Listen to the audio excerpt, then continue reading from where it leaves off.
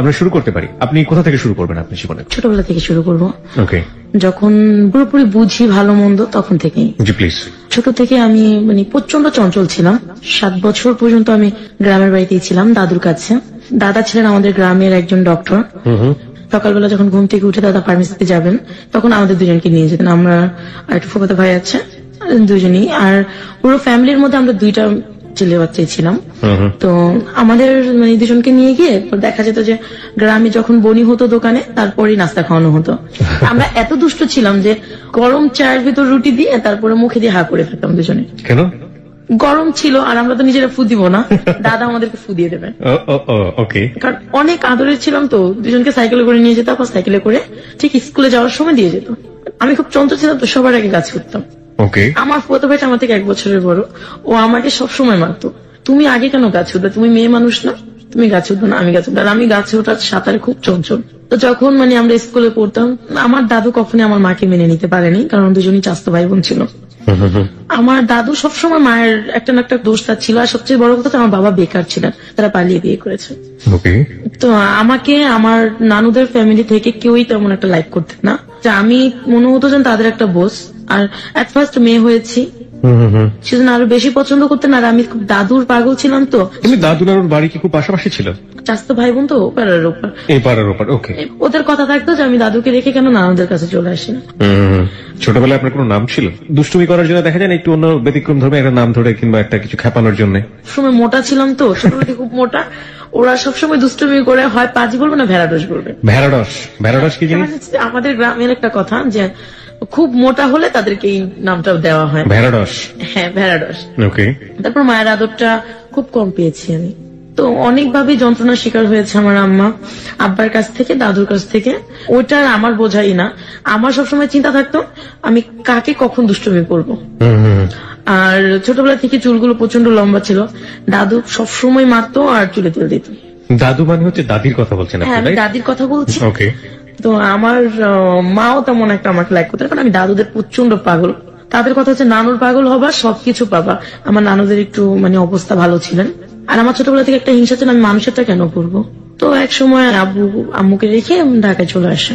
ঢাকায় চলে আসার পরে আম্মুকে প্রচন্ড রকমের অত্যাচার করে, এটা সেটা বলে। আম্মু কারোর সাথে কথা বলে তাকে সন্দেহ করা হয়, বাবার বাড়িতে যেতে দেওয়া হয় না। এরকম করতে করতে আমার আব্বু এখানে ফার্স্ট এসে বড় মামার বাসায় উঠছে। কি করতেন জানতাম না। তো একদিন আব্বু গ্রামের বাড়িতে যাওয়ার পরে কি নিয়ে ঝগড়া হয়েছে তাও শিওর না। আমি স্কুলে গিয়েছি।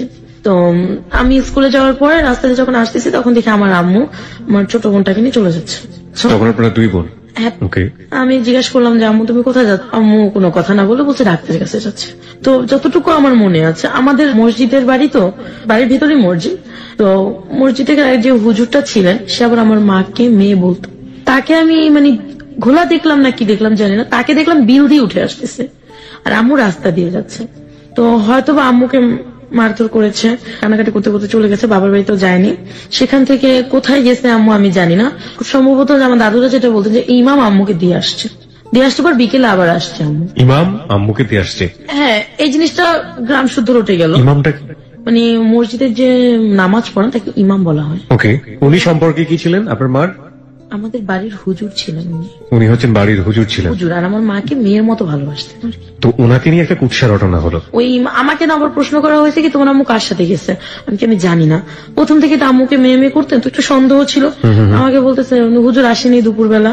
হুজুরকে তো আমি দেখছি আসতে, খুব চঞ্চল তো, সত্যি কথাটাই আগে বলতাম। সম্ভবত আম্মু তার সাথে গেছে। আর কোত্থেকে যেন কে বলেছে যে আম্মুকে আর তাকে আমাদের উপজেলার এক মিষ্টির দোকানে দেখছে। এই তো তাদের সন্দেহটা ক্লিয়ার হয়ে গেছে। তারা বলতেছে আম্মু চলে গেছে, কিন্তু আম্মু বিকেলবেলা আবার ফিরে আসছে। আব্বু যখন রাতে ফিরলো সেদিন আর কিছুই বলো না, আম্মুর সাথে খুব চিল্লাচিল্লি হলো। পরের দিনও কিছু হলো না। রাত্রেবেলা দেখা গেছে কি হঠাৎ করি না আম্মু প্রচন্ড কান্না করতেছে পাশের রুমে। তো আমি গেলাম, দেখি আমার আব্বু প্রচন্ড মারতেছে আমার আম্মুকে। দেখা গেছে প্রচন্ড মারতেছে, কেউ তাকে ধরে না। আম্মুকে মারতে মারতে বের করে দিচ্ছে ঘর থেকে। বের করে দেওয়ার পরে এখন আমরা তো পেছনে যাব, 2টা বোনই। কিন্তু এই ঘটনাটা আমার লাইফে আমি কোনোদিন ভুলবো না আর কি। আমার মাকে যখন বের করে দিল, আমার মা চিৎকার করে, গ্রামের মানুষ এক জায়গায় হয়ে গেল। তো আমার মাকে বের করে দেওয়া হলো, আমাদেরকে দেওয়া হলো না সাথে। তো আমার মা ওখান থেকে এক মামা ছিলেন, আমি নামটা জানি না, আমাদের এলাকারই। তো ওই মামা মাকে নিয়ে নানু বাড়িতে ওঠে। নানু বাড়িতে ওঠার পর নানুর একটা বোরকা একটা স্যান্ডেল নিয়ে আমার মা শরীয়তপুর কোর্টে উঠে যায় আমার উকিল নানার কাছে। ওখানে ওঠার পরে না আমার দাদুরা চিন্তা ভাবনা করছে একবারে তো গেছে তো এখনই ডিভোর্স নিয়ে দেবো। কিন্তু আমরা তো মামা করে প্রচন্ড কান্না করতেছিলাম রাত্রেবেলা। তো পরের দিন আমি মানে স্কুলে গেছি, অনেকে অনেক কথা বলছে, আমার ওগুলো তো সেন্সে ঢুকবেই না, আমি তো দুষ্টুমি করি। আম্মু যে চলে গেছে এই সেন্সটা আমার মাথায় নেই। আমাদের দুটো বোনকে দেখে আম্মু চলে গেছে। স্কুল থেকে আসছি পর দাদা শুয়ে আছে বিকালবেলা, ফুপিরা বলতেছে তোর আম্মু তো গেছে আর আসতে হবে না, তোর আম্মু চলে গেছে, যাক তোরা আমাদের কাছে থাকবি। আমি বলছি হ্যাঁ থাকবো যদি তোমরা আম্মুর মতো বকা না দাও। তো ওই 99 এই ঘটনাগুলো। তো এক সপ্তাহ পরে ওখানে গিয়ে আম্মুর একটা লোকের সাথে পরিচয় হয়, শাহজাহান খন্দকার, সুপ্রিম কোর্টের সম্ভবত মুহিরি না কি ছিল আমি জানি না। ওনার সাথে পরিচয় হয়, ধর্মের ভাই ডাকে থাকে। তো আব্বু যখন আম্মুকে আনতে গেছে, আম্মু তাকে বললো তুমি তোমার হাজবেন্ডের সাথে চলে যাও। আর কোনো কে আনতে গেছে তাকে? আমার আব্বু আনতে গেছে তাকে। আচ্ছা, কে বলছে চলে যাওয়ার কথা? ধর্মের ভাই শাহজাহান খন্দকার, উনি। আচ্ছা, তুমি তোমার হাজবেন্ডের সাথে চলে যাও, আমরা তোমারটা আবার নিয়ে আসবো। এই কথা বলার পরে আব্বুর সাথে পরিচয় হয়, আমার উকিল নানাও তাকে সায় দিয়েছে যে যাও দেখো কি হয়। এই কথা বলার পরে আম্মু তো আসছে আব্বুর সাথে। আম্মু যখন আব্বুর সাথে চলে আসেন দাদা বাড়িতে, তখন আমরা দুই বোন দাদুর কাছে। উনি রাজি হলেন আসতে? উনি রাজি হয়েছে, কারণ আমার আব্বু কখনোই চাননি যে আমার আম্মু তাকে ছেড়ে চলে যাক, যেহেতু তাদের লাভ মেরেছে। তো আম্মু চলে আসছে, আসার পরে প্রচন্ড গ্যাঞ্জাম, মানে 2-3টা গ্রামের লোক এক জায়গায় হয়ে গেছে, আম্মুকে প্রচন্ড মারলো। কে মারলো? আমার দাদু। আমার দাদু আমার আম্মুকে মেরেছে। আমার দাদা আমার আব্বুকে মেরেছে। আমার দাদার একটাই ক্ষোভ ছিল যে তুই বউকে নিয়ে কেন ঢুকলি এখানে, যেহেতু তার কষ্ট হচ্ছে। আমার দাদা প্রচন্ড রকমের ভালো মানুষ ছিলেন, বলছে যে যেহেতু এখানে তোর এত কষ্ট, তুই কেন আসলি ওর সাথে, তুই কেন একেবারের জন্য চলে গেলি না। আমার মা তো আমাদেরকে ছেড়ে যাবেন না, আব্বাকেও ছেড়ে যাবে না, আব্বাও তাকে ছাড়বে না। তো পরে ওইখানে গ্যাঞ্জাম হওয়ার পরে আমরা আমার আব্বুর দাদু মানে আমার বড় মা পাশাপাশি রুম, তো আমরা ওখানে উঠি। ওঠার পরে ওইটাও দাদু সহ্য হলো না, প্রচন্ড গ্যাঞ্জাম লাগাই দিছে, যাচ্ছে না কেন, চলে যাক। আব্বু তখন আম্মুকে রেখে ঢাকায় চলে গেলেন। গিয়ে আমার ওই মামা, যে আমার আম্মু ধর্মের ভাই ছিলেন, তার সাথে দেখা করলেন। সে একটা চাকরি দিয়ে দিল অ্যাডভোকেট আব্দুর রেজা খানের ওখানে, তার পিয়ন হিসেবে। ওখানে 1 মাসের বেতন পেয়ে আমাদেরকে বড় মার এখান থেকে ঢাকায় নিয়ে আসেন। জায়গাটার নাম আমার মনে নেই, আমাদের একটা মেসে উঠিয়েছে। ওখানে আমরা 1 সপ্তাহ থাকি। থাকার পরে আমার আব্বু আমাকে প্রচন্ড রকমের ভালোবাসতেন, মায়ের চেয়ে বেশি। ছোট বোনটাকে বুঝতে ভালোবাসতেন। তো মেসে উঠিয়েছে। ওখান থেকে আমাদেরকে কি প্রবলেম হয়েছে জানি না, আমার বাবা আমাদেরকে সেকশন নিয়ে যান। Section Hazaribagh section. এমন একটা পরিস্থিতিতে আমাদেরকে ওখানে উঠায় আমার মামার সাহায্যে। ওখানে গিয়ে মানে এরকম একটা পজিশন ছিল যে আমি কখনো এরকম ঘর দেখিনি। নিচে বাস ছিল, নিচে অজগর সাপ পানির ভিতরে। হ্যাঁ, মানে চিড়িয়াখানা নিয়ে গেল নাকি? না চিড়িয়াখানা নাই, না এটা হচ্ছে একটা বস্তির মতো। নিচে অজগর সাপ, পাশে ট্যানারি, উপরে টঙের ঘরগুলো, চিকা ইঁদুর, এটা সে। অজগর সাপ কিভাবে দেখলেন আপনি? খালটা ভরে অজগর সাপ ছিলেন, এজন্য মানে 1 তলা সমান উঁচু করে বাঁশ দিয়ে তারপর টঙের ঘরগুলো বানানো হয়েছে। অজগর সাপ সম্ভবত, যে সাপের বিষ নেই। মানে সাপ ছিলেন নিচে আর কি। সাপ ছিলেন মানে সাপকে আপনি সম্মান করে আপনি বলছেন? না, তো ওখানে যাওয়ার পরে 6 মাস পরে আমার খবর আসলো যে আমার দাদা মারা গেছে। আমি যেটা এখনো উপলব্ধি করি যে দুর্ঘটনার কথা শুনলে খুব দ্রুত কোথাও যাওয়া যায় না। আমরা লঞ্চে উঠলাম, মাঝপথে লঞ্চ নষ্ট হয়ে গেল। তারপরে যে বেবিতে উঠেছি, সেই বেবিটা অর্ধেক পথে নষ্ট হয়ে গেছে। মানে অনেক কষ্টে অনেক কি করে আমাদের 2টা বোনকে নিয়ে, বাবা মাকে নিয়ে বাড়িতে গেলেন। যাওয়ার পর দেখি প্রচুর সময় কান্নাকাটি করতেছে, আমার দাদু সেন্সলেস, ফুপুরা কান্নাকাটি করতেছে আমার মাকে ধরে, মাও প্রচন্ড কান্নাকাটি করতেছেন, আশপাশের লোক। আমার দাদাও মরার পরে এত লোক মনে হয় আমি আজও দেখেছি। এত ভালো ডাক্তার ছিলেন, এত ভালো লোক ছিলেন সে। আমরা গ্রামে যাওয়ার পর দাদাকে মাটি দিয়ে আমার আব্বা 4 দিন 5 দিন চলে আসলেন। ঢাকায় আসার পর আমাকে স্কুলে ভর্তি করানো হয়, ওখানে লেখাপড়া করানো হয়। পরে আমার যে মামা ছিলেন, ধর্মের মামাটা, উনি ঢাকা কামরাঙ্গীরচরে বাড়ি করলেন। ধর্মের মামা মানে ঠিক বুঝলাম না। ধর্মের মামা মানে হচ্ছে যে শরীয়তপুর গিয়ে যার সাথে মানে অ্যাডভোকেট শাহজাহান খন্দকার, উনি আমার মায়ের ধর্মের ভাই ছিলেন।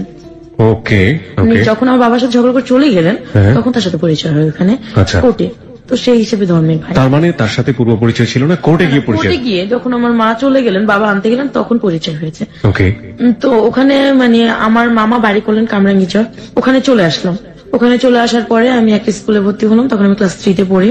স্কুলে ভর্তি হওয়ার পর ওখান থেকে আমাদের মানে আব্বুর অবস্থা আগে থেকে অনেক ভালো হয়েছে, মানে এখন আমার মায়ের ঘরে মনে হয় যে শান্তি। এক সময়টা আমার আব্বুর এতটুকু বদভ্যাস হয়ে গেল যে আমার আব্বু বাজে নেশায় চলে যেতে থাকলো। 2002-3 আব্দুল রাজ্জাক খান মারা গেলেন। মানে আপনার ধর্মের? না, আমার আব্বু যে অফিসে জব করতেন সে মালিকটা মারা যাওয়ার পর আমার আব্বু জবটাও চলে গেছে। তো সেখানে আব্বু একটু ঘাবলা করে, অনেকগুলো টাকা তাদের মেরে দিয়েছে। এটা আপনি জানলেন কিভাবে? এটা আমরা তখনই জানতে পেরেছি যে অফিস থেকে বাসায় পুলিশ পাঠানো হয়। আমরা তো আগে থেকে এটা শিওর যে আসবে তাকে নেওয়ার জন্য। আপনারা আগে থেকে শিওর ছিলেন যে বাসায় পুলিশ আসবে? হ্যাঁ, আমরা প্রথমে যখন সে মারা গেছে তার 3 দিন পর আমরা জানতে পেরেছি আব্বা টাকা নিয়ে ঘাবলা করেছে। কিরকম? সেটা হচ্ছে যে অনেকগুলো টাকা তাদেরকে কারেন্ট বিল, গ্যাস বিল দিতে দেওয়া হয়েছিল আব্বুকে। খুব বিশ্বাস করতেন তো, কিন্তু আব্বু সেটা দেয়নি। আচ্ছা, না দিয়ে সে ঘরে বা টাকাগুলো কি করেছে আমি জানি না। এই খবরটা আপনি কিভাবে পেলেন? আমার মামাকে সেখান থেকে, তার 2টা ছেলে ছিল, আব্দুল রাজ্জাক খান অ্যাডভোকেট, তার ছেলেরা খবর পাঠিয়ে আমার মামার কাছে। আপনার ধর্মের মামার কাছে? ধর্মের মামার কাছে খবর। ওই মামার বাড়িতে কি আপনারা থাকতেন? আমরা ওই মামার বাড়িতেই থাকতাম। তো ওনাকে ধরে নিয়ে যাওয়া, মামা অনেক কষ্ট করে অনেক কিছু করে এটা কন্ট্রোল করলেন, পুলিশ চলে গেলেন, তাকে আর নেওয়া হলো না। কি পরিমাণ টাকা আইডিয়া ছিল? প্রায় 60,000 টাকার মতো। 60,000 টাকার মতো? পুলিশ আসলো বাসায়? তারপর পুলিশ আসার পরে মামা পুলিশদেরকে বুঝালেন, তারপর ওই অফিসে ফোন দিলেন, তাদেরকে বোঝালেন যে এটা আমরা দিয়ে দেবো। আমি যে মামা আবার একটা তাদের কাছ থেকে একটা অনেক মানে বেশি পরিমাণ হয়তো টাকাটা পেতেন একটা চেকে, বলছে আমার এই চেকটা থেকে কেটে রাখবেন। তো সে আমাদের জন্য অনেক স্যাক্রিফাইস করেছেন। তো আমাদেরকে এখানে মানে কামরাঙ্গীরচর নিয়ে ক্লাস 3-তে ভর্তি করে দেওয়া হলো। 3 গেল, 4 গেল, ক্লাস 5-এ যখন পড়ি তখন আমি দেখতে শুনতে বেশ বড় হয়ে গেছি। স্বাস্থ্য সাথে ভালো, মানে আমি বেশ বড় হয়ে গেছি। বড় হয়ে যাওয়ার পর সবারই চোখে পড়ে আমাকে। তখন থেকে একটা বিয়ের প্রপোজাল আসলো, আসতে থাকে। তো আমার বাবার আগে না, ছোট মেয়ে কি বিয়ে দেবো কি। তো একদিন আমি মানে ঘরে যখন মানে বসে আছি বা টিভি দেখতেছি, মা নেই, মা হচ্ছে মামির কাছে, আমার ধর্মের যে মামা তার ওয়াইফের কাছে। আমার ধর্মের মামার 2টা মেয়ে, একটা ছেলে, সবাই প্রাপ্তবয়স্ক। তো আমার মামা একদিন হঠাৎ করে এসে আমার পাশে বসে আমাকে ধরে বলতেছে, মামুনি তুমি কি করো। মানে এটা চাওয়ার ভঙ্গিমাটা আর আমাকে ধরার ভঙ্গিমাটা একটু অন্যরকম ছিল। আমার মামা আমার রুমে এসে যখন আমাকে ধরলেন, এটা আমার কাছে ভালো লাগেনি। আগের আদরটা আর ওই দিনের আদরটা আমার কাছে মানে অস্বাভাবিক লেগেছে। তো আমি ওখান থেকে উঠে চলে আসার পর আমি মায়ের কাছে চলে গেছি, আবার আমাকে ডাক দিচ্ছেন, তা আমি যাইনি। 2-1 দিন পরে সে আবারও ঠিক একই রকমের ব্যবহার আমার সাথে করছে। কি বলবো এখন, মামা বাবা সমান, কিছু বলতে পারতেছি না। আমার মতো করে আমি প্রায় মাস 3 ওনাকে এভাবে এড়িয়ে গেছি। আপনি তো বুঝতে পারছিলেন যে আচরণটা অস্বাভাবিক একটা আচরণ, যেটা আপনাকে মানসিকভাবে পীড়া দিচ্ছে। আপনি কারোর সাথে শেয়ার করেননি ব্যাপারটা? শেয়ার করার মতো আমি তখন ওরকমটাই করিনি যে মামা মানে আমার সাথে এরকম করতে। আমি ভাবতে পারি হয়তো বা মাঝে এরকম করেছে, আমি একটু বললে মামা হয়তো শুধরে যাবে। আপনি বলেছেন মামাকে 3 মাসের মধ্যে, মামা আপনি এরকম কেন করেন, একটু ভদ্রভাবে আচরণ করেন, বা বেশি কিছু বলতে পারতাম না। তো ওটা বললে উনি কি বলতো? এইটা কোনো ব্যাপার না, তুই তার আমার রক্তের না। তো তখন আমি কথাটা এরকম ভাবে বুঝতাম না। ক্লাস 5-এ ফাইনাল পরীক্ষা দিচ্ছি। ফাইনাল পরীক্ষা দেওয়ার পর আমি বেশ কিছুদিন ছুটিতে ছিলাম, তো আমার গ্রামের বাড়িতে বেড়াতে গেছি। আমি এখানে একটু ফিরে আসবেন নিশ্চয়ই, আপনার জীবনের গল্পে আমি যাবো। তবে তার আগে বারবারই বলি হ্যালো 8920-তে চাইল্ড সেক্সুয়াল অ্যাবিউজ বলে একটা ব্যাপার আছে, আপনারা নিশ্চয়ই জানেন। এগুলোর স্ট্যাটিস্টিক্স যদি আপনি দেখেন সেগুলো রীতিমতো ভয়াবহ। হিউজ অ্যামাউন্ট অফ পার্সেন্টেজ এই ধরনের হ্যারাসমেন্টের শিকার হয়। বিশেষ করে শিশু যারা আছে তাদের ব্যাপারে সতর্ক থাকুন, এবং একই সাথে যারা শৈশবটা তো পার হয়ে এসছে, তারপরেও আমি মনে করি যে যদি কখনো বন্ধুর দ্বারা হোক বা কখনো এরকম কোনো বড় মানুষের দ্বারা হোক বা যে কোনো ভাবেই হোক যেটা অস্বাভাবিক আচরণ মনে হবে, সেগুলো এসে পরিবারের অভিভাবক যারা রয়েছেন তাদের কাছে খুব সুন্দর করে বলে দেয়া, এবং এগুলো যে মানসিকভাবে কতটা বিকারগ্রস্ত করতে পারে পরবর্তীতে পার্সোনালিটি বিকাশে, এটার অনেক এক্সাম্পল কিন্তু দুনিয়াতে আছে। আমার মনে হয় প্লিজ আপনারা এই ব্যাপারটাতে সচেতন থাকবেন। ওকে, আমরা গ্রাম থেকে যখন ফিরে আসলাম, তো আইসা দেখি তার বাসায় একটা কাজে নিয়ে আছে, রুমা নামের একটা মেয়ে। ওর সাথে আমার খুব ভালো ফ্রেন্ডশিপ হয়ে গেল। তো ও মামাকে পছন্দ করতেন না, ও আমার বয়সী ছিলেন। মামাও দেখি যে তার মানে আচরণটা খুব ভয়াবহ হতে যাচ্ছে আপনার প্রতি, আমার প্রতি। এন্ড একই আচরণ আমি রুমার প্রতি দেখলাম আমার সামনে। তো তখন আমি আমার মাকে বললাম, মা, মামা জানি কেমন কেমন করে। শোন, তুই তার মেয়ে আর সে আমার ভাই, সো তাকে তুই এরকম চোখে দেখবি কেন? আমি বলছি, মা এটা কোনো কথা না, আমি কিরকম চোখে দেখছি, সে রুমার সাথেও করে। তো বলতেছে, শোন, রুমা খারাপ, ও একটা কাজের মোর সাথে কেন মিশবি? এই কথাটা বলে মা আমাকে স্টপ করে। যেহেতু মার কাছে আমি চান্স পাইনি, আর বাবাকে তো প্রচন্ড ভয় পাই, বাবাকে তো বলা সম্ভবই না। তো হঠাৎ করে আমার আম্মা অসুস্থ হয়ে পড়লেন। তো আমার আব্বা তখন নতুন চাকরি পেলো একটা হাউজিং কোম্পানিতে। তো প্রথম মাসে সে 1 রুম ছেড়ে 2 রুমে উঠলেন, তারপর টিভি কিনতেছে। মানে আব্বার অবস্থা খুবই ভালো হচ্ছে। আর ছোটবেলা থেকে আমরা কোনো টিচার দিয়ে পড়িনি, ওই মামার 2টা মেয়ে ছিলেন, ওদের কাছেই লেখাপড়া করতাম। 6টার দিকে পড়তে গেলে রাত 9টায় ছাড়তো। তো ওই টাইমে দেখা যায় কারেন্ট যাক আর যাই যাক, ওরা আমাদেরকে 2 বোনটাকে রেখে ওরা অন্য রুমে গিয়ে বসে থাকতো। আমি যখন ক্লাস 6 এ পড়তেছি, আম্মা অসুস্থ হয়ে যাওয়ার পরে আমার কাজিনটাকে দেখলাম যে ও আমাকে ডাক দেয় বা ও আমার দিকে তাকায়, ও আমাকে নিয়ে ঘুরতে যাবে, এটা কখনো করে নাই। আম্মা অসুস্থ হয়ে যাওয়ার পর থেকে, আম্মা যখন হসপিটালে 15 দিন ছিলেন তখন থেকে ওই কাজটা করতেছে। কাজিন বলতে আমার ওই মামার বড় ছেলেটা, কি নাম ছিল? ওর বয়স ছিল 25, নাম হচ্ছে শাহিন। ওকে। সে মোর বাবার ক্যাটাগরি, বাবা যা করেছে ও তাই করতেছে। তো তখন আমি বলছি যে কি ব্যাপার, আপনি এরকম করেন কেন? আর এরকম ব্যবহার কেউ কারোর সাথে করে নাকি? আমি আপনার বোনের মতো, আপন তো না। ওরা একই রকমের কমেন্ট আসলো যে আপন তো না, রক্তের না। সবই যদি বোন হয় তাহলে বউ হবে কে, প্রেমিকা হবে কে? ঠিক কিছুদিন পর ওর বাবাকে যখন আমি বললাম যে আপনার মেয়ের মতো আমি, আপনি কেন এমন করেন, তখন উনি বললো যে সবই যদি মেয়ে হয় তাহলে লাভার হবে কে? বাপ বেটা দুজনের কথা দেখলাম যে আমি একই রকম, ওরা এরকম করতো। ফাইনাল পরীক্ষা দিলাম, 7 এ উঠলাম, এরকম করতে করতে 7 এও কিছুদিন 6 মাস পার হলো, বয়স হয়ে যাচ্ছে আমার একটা বুঝ হচ্ছে। মামার কথা যেহেতু বলে আমি মার কাছে কোনো কিছু করতে পারিনি, তখন ভাইয়ারটা আমি বললাম। আমাকে আমার মা উত্তর দিল, তোর কি সমস্যা, তুই কখনো তোর মামার কথা বলিস, কখনো তোর ভাইয়ার কথা বলিস। তখনই আমার মা মানে টিভি ভালো হয়ে গেলেন, আমার প্রেগনেন্ট। টিভি ভালো হয়ে গেল মানে আপনার আম্মার টিভি হয়েছিল? হ্যাঁ, টিভি হয়েছিল। ওকে।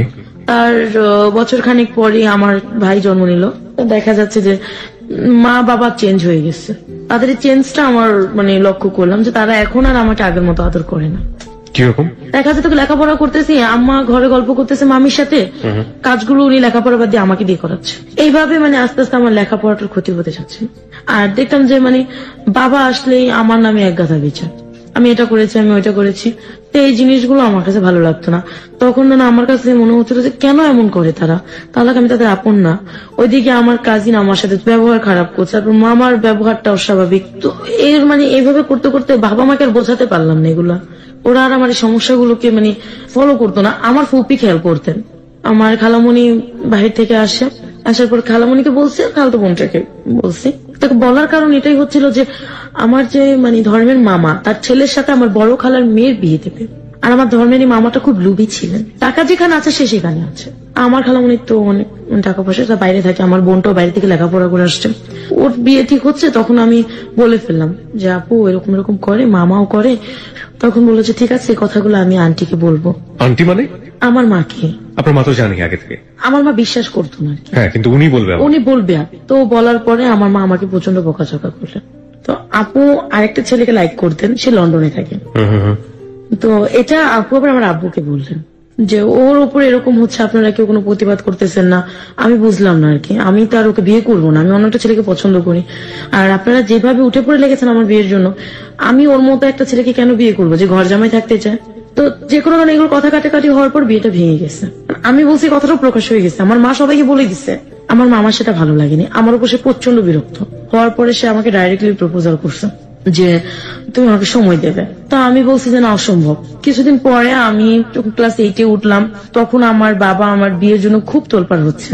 ফুপি একটা বিয়ের প্রস্তাব আনলেন, কিন্তু বিয়ের প্রস্তাব আনার পরে আমি রাজি হইনি। আমার স্বপ্ন হচ্ছে আমি একটা ভালো ছেলেকে বিয়ে করব, আমি যাতে এই থেকে একটু ভালো পরিবেশে যেতে পারি।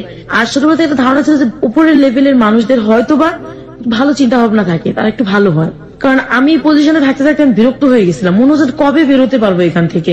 তো বিয়ের প্রস্তাব আনার পরে আমার বাবা মা দুজনে বিয়েতে রাজি হয়ে গেলেন। ছেলে কি করতো? মোবাইল কোম্পানিতে জব করতেন, 8,000 টাকা স্যালারি ছিল। ওকে।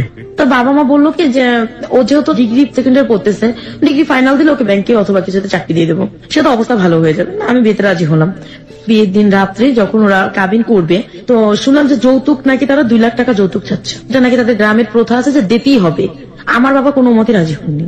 তারপরে অনেক ঘটমটর করে রাত 11টার দিকে ঠিক হলো যে না ঠিক আছে, ওরা কোনো যৌতুক নেবে না, বিয়েটা হবে। বিয়েটা হওয়ার পরে আমার হাজবেন্ড যেটা করলেন, প্রথম রাতে যখন আমাদেরকে রুমে দেওয়া হয় তখন সে আমার সাথে প্রচন্ড ঘটমটো করতেছে যে তোমার ফুপি বললো 2 লাখ টাকা দেবে, এখন না দেখ বিয়ের পর দেবে, তোমার বাবা মা কিছুতে রাজি হলেন না, এটা কেন হলো? আমার প্রচন্ড কষ্ট হলো। আমি জানি বিয়ের রাত্রটা খুব সুন্দর হয়, ভালো হয়, তো তার একটা ভালো ছেলের সাথে আমার বিয়ে হয়েছে। তো বিয়ের পরের দিন যথারীতি সে আমার সাথে প্রচন্ড রাগ, কথা বলে না। তৃতীয় দিনে একই অবস্থা গেল। চতুর্থ দিনও সে মানে আর বিভিন্ন মেয়েদের কথা আমার কাছে বলে, কাকে ভালোবাসতেন, কোথায় যেতেন, সবকিছু বলতেন। আর এই জিনিসগুলো আমার কাছে ভালো লাগতো না। তো এইভাবে যখন মাস খানেক কাটলো, পরে আমি জানতে পারলাম যে তার আমার ছোট ফুপির সাথে আগের একটা সম্পর্ক ছিল। কিভাবে জানলেন? এটা আমি জানতে পারছি আমার ফুপি আর আমার হাজবেন্ডের ব্যবহারে। ফুপি আমার হাজবেন্ডকে ভাইয়া বলতো, যেখানে তার জামাই হয়, মেয়ে জামাই। আমি কিন্তু তখনও শ্বশুর বাড়িতে চাইনি, কারণ আমি আমার বাবা মার কাছে বিচার দিলাম। আর আমার হাজবেন্ড দেখতাম যে প্রতি সপ্তাহে আমার ফুপিকে বাজার টাজার করে দিতেছে, যাইতেছে ওদের মেয়েদেরকে। তা আমি বললাম যে আমার বোনগুলা, আর একটা আমার ফুপুর হাজবেন্ড ছিল না, মারা গেছে, যে একটা বিধবা মানুষ, তাকে হেল্প করতেছে, ভালো কথা, আমি কিছুই বলতাম না। পরে যখন দেখতাম যে তাদের সম্পর্কটা একদম আমার খোলাখুলি হয়ে গেল, আর আমি অনেকের মুখে শুনতাম ফুপুদের বাসায় যখন যেতাম যে ওর সাথে আগে থেকে সম্পর্ক, তোমাকে কেন বিয়ে দিচ্ছে। তো এই জিনিসটাতেই না আমার ভালো লাগতো না। বাবা মাকে এসে বলছি, ওনার কাছে জিজ্ঞেস করছে, উনি স্বীকার করছে। ফুপি কখনো স্বীকার করেনি, আমার হাজবেন্ড স্বীকার করছে, হ্যাঁ আগের একটা সম্পর্ক ছিল, এখন নাই। তো তখন থেকে একটা ঘৃণা। তো মাস 3 যাওয়ার পর আমাকে আমার শ্বশুর বাড়িতে নেওয়া হলো, খুলনা কয়রা থানায়, একদম গ্রাম। লেখাপড়া বন্ধ? হ্যাঁ, আমার লেখাপড়া বন্ধ হয়ে গেছে। কোন ক্লাসে থাকা অবস্থায়? এটা যখন আমি ক্লাস 10 উঠি। ওকে। তো শ্বশুর বাড়িতে যাওয়ার পরে পুরো ঠিক আমি ঘরের অবস্থা যেটুকু দেখলাম, দেখে মানে আমি কান্না করতেছি। সেদিন রাত্রে তারা ছিলেন 2 বোন 2 ভাই, আর তার মা, তার বাবা ছিলেন না। তারা 4 ভাই বোন মিলে ঝগড়া করতেছে, সাথে মা। কি কারণে করতেছে, কেন করতেছে তা আমি জানি না। তো এক পর্যায়ে ঝগড়ার মাঝে আমি শুনলাম যে তারা যৌতুক, আমার বিয়ের টাকাটা দেওয়া হয়নি, সেই জন্য ঝগড়া করতেছে। মেয়ের সাথে একটা গয়নাও দিয়ে দেয়নি, এরকমই বলতে। আমার হাজবেন্ডকে বলতাম, দেখো তুমি তো জানো যে তারা কিছু দেবে না, তাহলে তুমি কেন আনলা আমাকে। দেনমোহর কত ছিল আপনার? 2 লাখ টাকা। বলার সাথে সাথে আমার হাজবেন্ড আমাকে ঠাস করে একটা চর বসালো। তো ওই দিন রাতটা মানে আমি সারা রাত কান্না করে কাটালাম। পরের দিন সকালে যখন আমি ঘুম থেকে উঠলাম, অনেক মানুষ নতুন বউ দেখতে এসে, যেটা গ্রামে যেরকমটা হয়, তো আমার শাশুড়ি সবার মাঝে আমাকে বলে উঠলো যে তোমার মা কি গয়না পাঠাইছে, একটু সবাইকে দেখাও। সে কিন্তু জানে আমার মা কিছু দেয়নি, আমি কোত্থেকে বের করব। তখন আমার ননাস, আমার যা, এরা সবাই আমাকে প্রচন্ড ধরনের কথা শোনালো। আর প্রথম দিনই আমাকে মাটির চুলায় খড়কুটা দিয়ে রান্না করতে দেওয়া হলো, আমাকে চাল বাটতে দেওয়া হয়েছে, যেটা আমার পক্ষে সম্ভব না।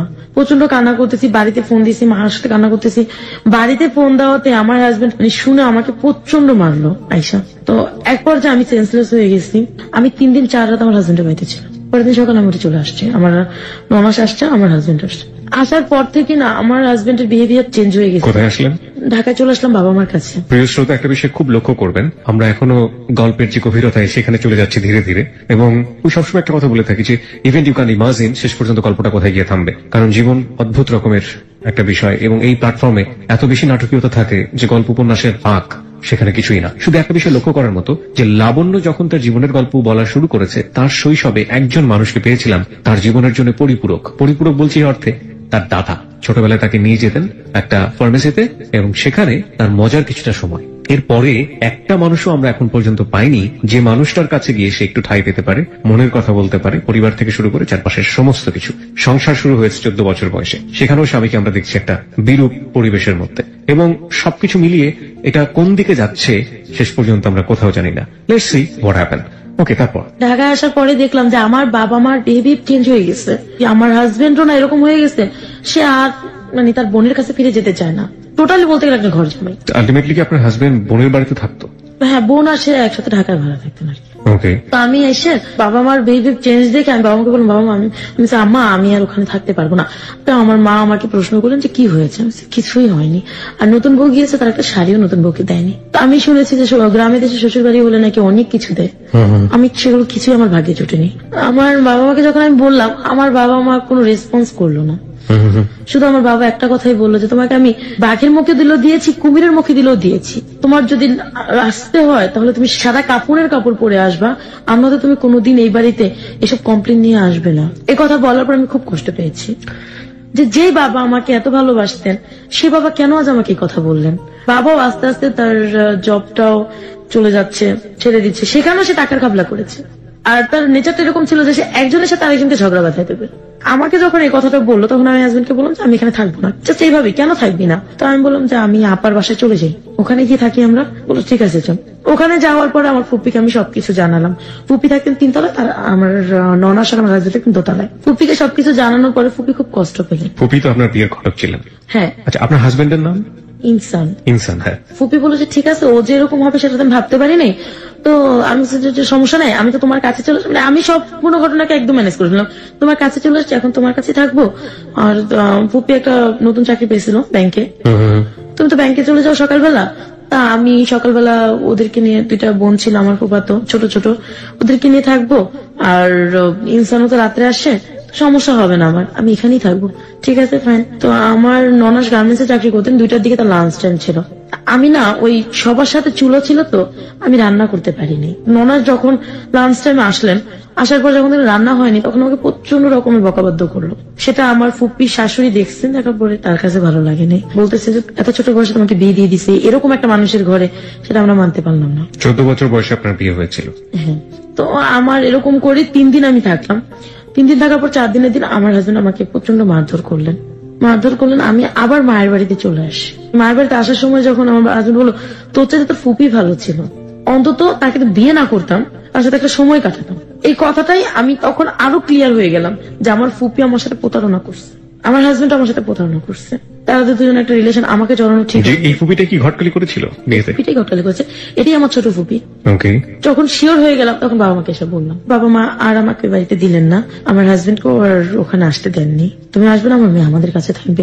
আর 1 সপ্তাহ পরে ফিরে দেখলাম যে বাবার অবস্থা আরো করুণ হয়ে যাচ্ছে, যে সে জুয়া খেলে। কিভাবে বুঝলেন? আমি যে রুমটাতে থাকতাম সেই রুমটাতে সে লোকজন নিয়ে টাকা নিয়ে দিয়ে তাস খেলতেন। ওকে। আমার কাছে খুব কষ্ট লাগলো। কষ্ট লাগার পর আমার হাজবেন্ড দিয়ে যে গেছে সে আর আমার খোঁজ খবর নেয়নি। এরকম করতে করতে আমাদের 6টা মাস কিন্তু কেটে গেছে বিয়ে। এই 6 মাসে সে একটা সুতা পরিমাণ জিনিস আমাকে দেয়নি। সে চলে যাওয়ার পরে দেখলাম যা বাবা জুয়া খেলতে খেলতে যা পুঁজি ছিল জমানো সবকিছু সে শেষ করে দিছে। আমার মামা এখন আমাদেরকে রাখবেন না, বের করে দেওয়ার পরে আমরা চলে আসলাম। ওখান থেকে একটু দূরে আসলাম, একই জায়গায়। আমি তখন ফ্যামিলির সাথে হাজবেন্ডের ঘর ছেড়ে চলে আসছি। সহ্য করার মতো ক্ষমতা আমার ছিল না। তারপর আমরা যে বাসাতে যাই, ওইখানে যাওয়ার পর সে আরো নিঃস্ব হয়ে গেছে। বাবার মানে পুরোপুরি নিঃস্ব হয়ে গেছে, নুন আনতে পান্তা ফেলে যেরকম ওরকম একটা অবস্থা হয়ে গেছে। সে আমাদের মুখে ভাত জোটার মতো কিছু নেই। ওইদিকে আমার হাজবেন্ড এসে ঘরে জুটছে। 1 সপ্তাহ থাকার পর আমি এমন ঝগড়া লাগিয়ে দিল আমাদের মধ্যে, সে আমাকে প্রচন্ড মারধর করলো। আপনার বাড়িতে বসে মারধর করলো? হ্যাঁ, আমার বাড়িতে, আমার বাবা মার বাড়িতে মারধর করার পরে আমি অসুস্থ হয়ে পড়লাম। অসুস্থ হয়ে পড়ার পর আমি যখন হসপিটালে গেছি চিকিৎসার জন্য, সে আমাকে হসপিটালে নিয়ে যায়। চিকিৎসা করার জন্য গেছি, সেখানে আমাকে জানানো হলো আমি প্রেগনেন্ট। রিপোর্ট আসলো যে আমি প্রেগনেন্ট। আচ্ছা আচ্ছা। তো ওই রিপোর্টটা পরের দিন আমি আনতে গিয়েছিলাম। আমি এনে আমার ছোট কাকিমাকে দেখিয়েছি। ছোট কাকিমা বলেছে এটা তো খুশির খবর, তুমি একটা কাজ করো, তোমার হাজবেন্ডকে দাও, তোমার বাবা মাকে দাও। তা আমি আবার বাবা মাকে দেওয়ার আগে আমি আমার হাজবেন্ডকে দিয়েছি। আমার হাজবেন্ড সে খবরটা শুনে প্রচন্ড খেপে গেছে যে এই সন্তান ওর না। ও কেন জানি বলতেছে এই সন্তান ওর না। তখন আমি বললাম যে দেখো, আমার বিয়ের আগে কারোর সাথে কোনো রিলেশন ছিল না, বিয়ের পরবর্তীতে আমার কারোর সাথে কোনো রিলেশন নেই। রিপোর্টে সাফ দেওয়া আছে আমি 1.5-2 মাসে প্রেগনেন্ট। তাহলে তুমি কেন এরকম বলছো?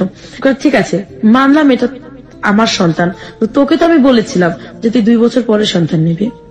দেখো এটা আমার হয়তো বা ভুল হয়ে গেছে। এটা আপনার ভুল বলছেন, রাইট? আপনার কি ধরনের ভুল হয়ে গেছে? হয়তোবা যে আমাদের যে কোনো ধরনের একটা ভুল হতে পারে। This is the important thing. আমি এটা কেন আপনাকে জিজ্ঞেস করছি, এগুলো most common case in the family. Okay, that's why. আপনি আমাকে একটু বলবেন যে আপনার 14 বছর বয়সে বিয়ে হয়েছে।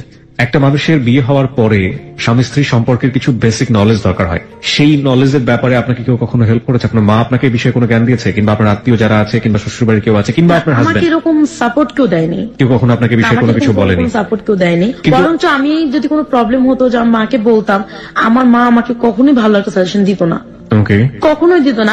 সম্পর্কে আপনি আমি কিছুই জানি না, কিছুই জানেন না। 2 নম্বর হচ্ছে আপনার হাজবেন্ড আপনাকে বলেছে যাতে কোনো বেবি না আসে, এটার জন্য কোনো প্রিভেন্টিভ মেথড কি আপনারা দুজনে মিলে নিয়েছিলেন? হ্যাঁ, আমাকে এটার জন্য ব্যবস্থা নেওয়া হয়েছিল যে আমার হয়তোবা কোথাও আমি একটু মন ভোলা ছিলাম। বিয়ের পর আমার দুষ্টুমিটা কিছুটা হলো রয়ে গেছে, মনে থাকতো না আমার এটা। আমি ভাবতাম যে হয়তোবা ওখান থেকে কোনো প্রবলেম হয়ে গেছে। আমার হাজবেন্ড প্রচন্ড চিল্লাচিল্লি করতেছিল, তার কখনো মুখের উপর কথা বলিনি। তখন বলছিলাম যে দেখো তুমি তো এটা নিয়ে অতিরিক্ত বাড়াবাড়ি করতেছো, আর বাবা মা যেহেতু শুনলে বাড়াবাড়ি করবে না, তোমার এটা নিয়ে বাড়াবাড়ি করার কোনো প্রয়োজনই পড়ে না। এই কথাটা বলাই ছিল আমার অন্যায়। সে আমাকে সাথে সাথে প্রচন্ড ধরনের তার যে বেল্ট ছিল, কোমরের বেল্ট, ওটাতে আমাকে প্রচন্ড ধরনের মারধর করে। এই বাচ্চা কেন নিলি তুই? আচ্ছা সবসময় বলে যেত জালস বাচ্চা। যখনই সে বলতো যে জালস, তখন আমার মাথায় সেন্স আউট হয়ে যেত। এই কথা কেন বলবে সে? আমার স্বামী একজন, তাহলে সে কেন এই কথা বলবে? তো এটা নিয়ে বলার পরে আমি সেই দিন রাতে আমার মাকে জানাই। জানার মাকে বললাম যে মা এরকম বলছো, ও তো এমনিতেই খারাপ। এরপর আর আমাকে সে কোনো কমেন্ট করে নাই যে কি করবো।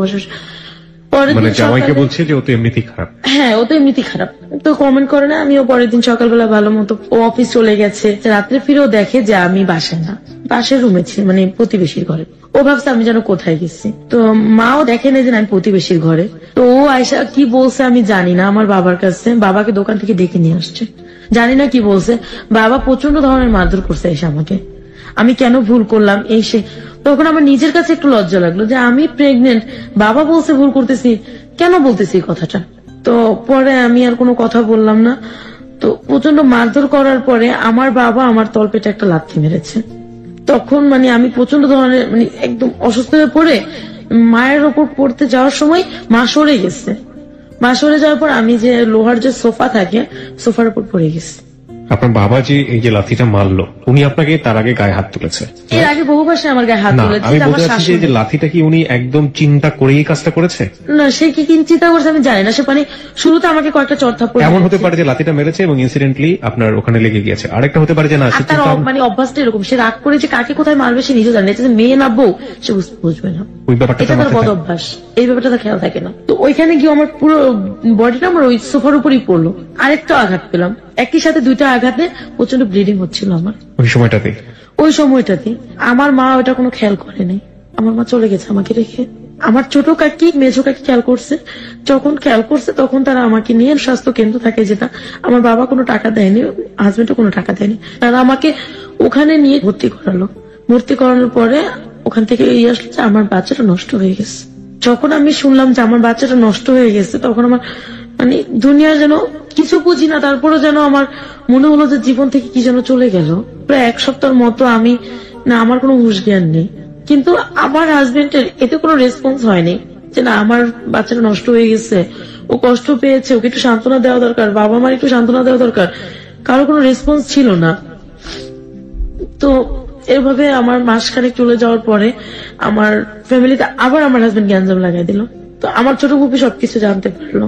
ছোট ফুপির প্রতি আমার প্রচন্ড ঘৃণা যে কেন সে এমন করলো। তখন প্রতিশোধের জন্য আমি বলছি না, আমি ছোট ফুপি যার সাথে কথা বলে, যার সাথে প্রেম করে, আমি তার সাথে প্রেম করবো। বলার পরে আমি আর এরকম কিছু করলাম না, মাথায় ছিল এটা। আমার ছোট কাকিকে নিয়ে আমি প্ল্যানটা করছি। কি প্ল্যান ছিল? সে যার সাথে কথা বলে, আমার ছোট ফুপির হাজবেন্ড ছিল না, সেটা ছেলের সাথে প্রেম করতো, ছোট বুপি। ছোট ফুপি। আর সে ছেলেটা অনেক টাকা পয়সা দিয়ে তাকে হেল্প করতো। তখন বললাম যে ও যার সাথে প্রেম করছে সে যেরকমই হোক না কেন আমি তার সাথে প্রেম করবো। এটা কেন? আপনার প্রতিশোধ নেওয়ার জন্য? সে কেন আমার জীবনটা নষ্ট করে দিল, কেন আমার এতটুকু বয়সে আমি একটা বেবি হারাইছি। এরকম করার পরে আমার হাজবেন্ডের কোনো কারণে একটা ঝগড়া লেগে ও আমাকে ছেড়ে চলে গেছে। ও আর আমাকে ফোন দেয় না, আমার সাথে কোনো যোগাযোগ করে না, খোঁজ খবর নেয় না। বাবা মাও হেলা হেলা করে, আমি ঘরে সম্পূর্ণ কাজ টাজ করলো, আমার মায়ের চোখে কোনো ধরা পড়ে না। আমার মা বলে আমি আজ বেকার খাচ্ছি, এটা সেটা, মানে অনেক কিছু বলার পরে আমি এগুলো সহ্য করতে পারি না। তো আমি কি করবো, আমি একটা স্কুলে জব নিলাম, আবার ওপেনিং এ ভর্তি হই। Open University? করার জন্য ওপেনিং ইউনিভার্সিটিতে আমি ভর্তি হয়েছি। ওই স্কুলে জব করে খাচ্ছে, আমার হাজবেন্ড আসতেছে, আমি তাকে কোনো কথা বলি না। মানে আমার খালামুনিও ফোন দিয়ে বলছে তাকে ছেড়ে দাও। তো ওই যে একটা ভূত মাথায় ঢুকছে, তাকে ছেড়ে দেবো, সে আমার বাচ্চাটাকে জালস বলছে। ওইদিকে আমার ফুপির ওই লাভারের সাথে আমি প্রেম করবো। স্কুলে জব নেওয়ার পরে আমার ফুপি একদিন আমার বাড়িতে বেড়াতে আসে। ফুপিকে আমি বুঝতে দিই না, তার প্রতি আমার রাগ ঘেন্না। ফুপিকে খুব সুন্দর করে কথাটা বলে এই ফুপি কথা বলতে, আমি ফুপি কার সাথে কথা বলো, বললে আমার বন্ধুর সাথে একটু কথা বলবো। তো কথা বলার পর কথাটা সুন্দর, এটা ভেবে আমার মোবাইল থেকে তাকে আমি ফোন দিয়ে আমি পরিচয় দিলাম। ফার্স্টে তাকে আঙ্কেল বলতাম। তো তার সাথে মানে কথা বলতে বলতে দেখা যায় আমার হাজবেন্ড আর আমার কাছে আসে না, আত্মীয় স্বজন কেমন জানি দূরে দূরে চলে যাচ্ছে, আমার ফুপিও দূরে দূরে চলে যাচ্ছে। তার সাথে কথা বলতে বলতে আমি এমন একটা পজিশন করছি যে ওই ছেলেটার নাম ছিল রাশেদের সাথে আমার ফুপির কোনো রিলেশন নেই। এখন রাশেদ আমাকে ছাড়া কিচ্ছু বোঝে না। তো 6 মাস চলে গেল, আমার ম্যাট্রিকের 1 বছরের কোর্সটাও শেষ হয়ে গেল, 10-এ পড়তেছি। তো বাবা আমাকে বলতেছে এইভাবে যদি তুমি কাজ করো তাহলে তো আমাদের হচ্ছে না, তুমি কিছু একটা করো। সে কিছু করবে না, আমাকে কিছু একটা করতে বলছে। না আমি বলছি, আব্বু আমি কি করবো, তুমি চাকরি করো। আমি বিভিন্ন জায়গায় চাকরি খুঁজি, আমি তো লেখাপড়া জানি না, ম্যাট্রিক পাস করিনি, কে আমাকে চাকরি দিবে? একমাত্র গার্মেন্টস। আইসা বলো আব্বু একমাত্র গার্মেন্টস আছে, আমার বাবা সেটা করতে দেবে না আমাকে। আপনি তো স্কুলে জব করতেন। মানে ওটাতে বেতন হচ্ছে না, ওখানে 1200 টাকা বেতন পেতাম। সেজন্য আমি ভালো একটা চাকরি খুঁজতে গিয়েছিলাম। বিভিন্ন লোকের কাছে বিভিন্ন রকমের হ্যারাসমেন্ট হয়েছে আমি। কেউ আমাকে মানে বিভিন্ন নোংরা প্রস্তাব দিয়েছে, কেউ বন্ধুত্ব করতে চেয়েছে, কেউ বলেছে চাকরি দেবো বিনিময়ে সময় দিতে হবে। পরে আমার হাজবেন্ড ওইদিকে আমাকে ফোন দিতেছে, বিরক্ত করতেছে। শেষে আমি গ্রামের আমাদের যে গ্রাম সরকার থাকে তার কাছে আমি বিচার জানিয়েছি, যেরকম আমাকে মারধর করে চলে গেছে, আমার বাচ্চাটা নষ্ট হয়ে গেছে, আমি ওর ঘর করব না। ওইদিকে আমি রাশেদকে প্রশ্ন করলাম যে রাশেদ, আমি তো আমার হাজবেন্ড আমাকে নিতে আসতে বিচার বসেছে, আমি কি করব? তোমার যা খুশি তাই করো। তো এই ঝামেলাগুলোর সাথে বিচারে ওর কথা হলো যে না, আমি আর সংসার করবো না। 3 মাস সময় দেওয়া হলো, যদি আমার মন গলিয়ে নিতে পারে তাহলে ওকে নেবে বা আমি ওর ঘরে যেতে পারি। তো এইভাবে করতে করতে আমার ম্যাট্রিক কমপ্লিট করলাম। আমি হাজবেন্ডের সাথে আমার ডিভোর্স হয়ে গেল, আমি নিজে ডিভোর্স দিয়ে দিলাম।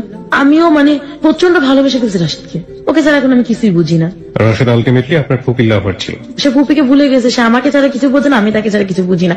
ফুপি এই জিনিসটা আন্দাজ করতে পারছে। তারপরে ফুপিদের সাথে আমাদের সাথে প্রচন্ড একটা গ্যাঞ্জাম হয়, ফুপি আমাদের যোগাযোগ করে না, আমরাও ফুপির সাথে যোগাযোগ করি না। আর বাবা প্রচন্ড সংসার থেকে চাপ দিতেছে, অনেক কিছু বলার পরে, চাপ সৃষ্টি করার পরে আমি কোথাও কোনো চাকরি পাচ্ছিলাম না।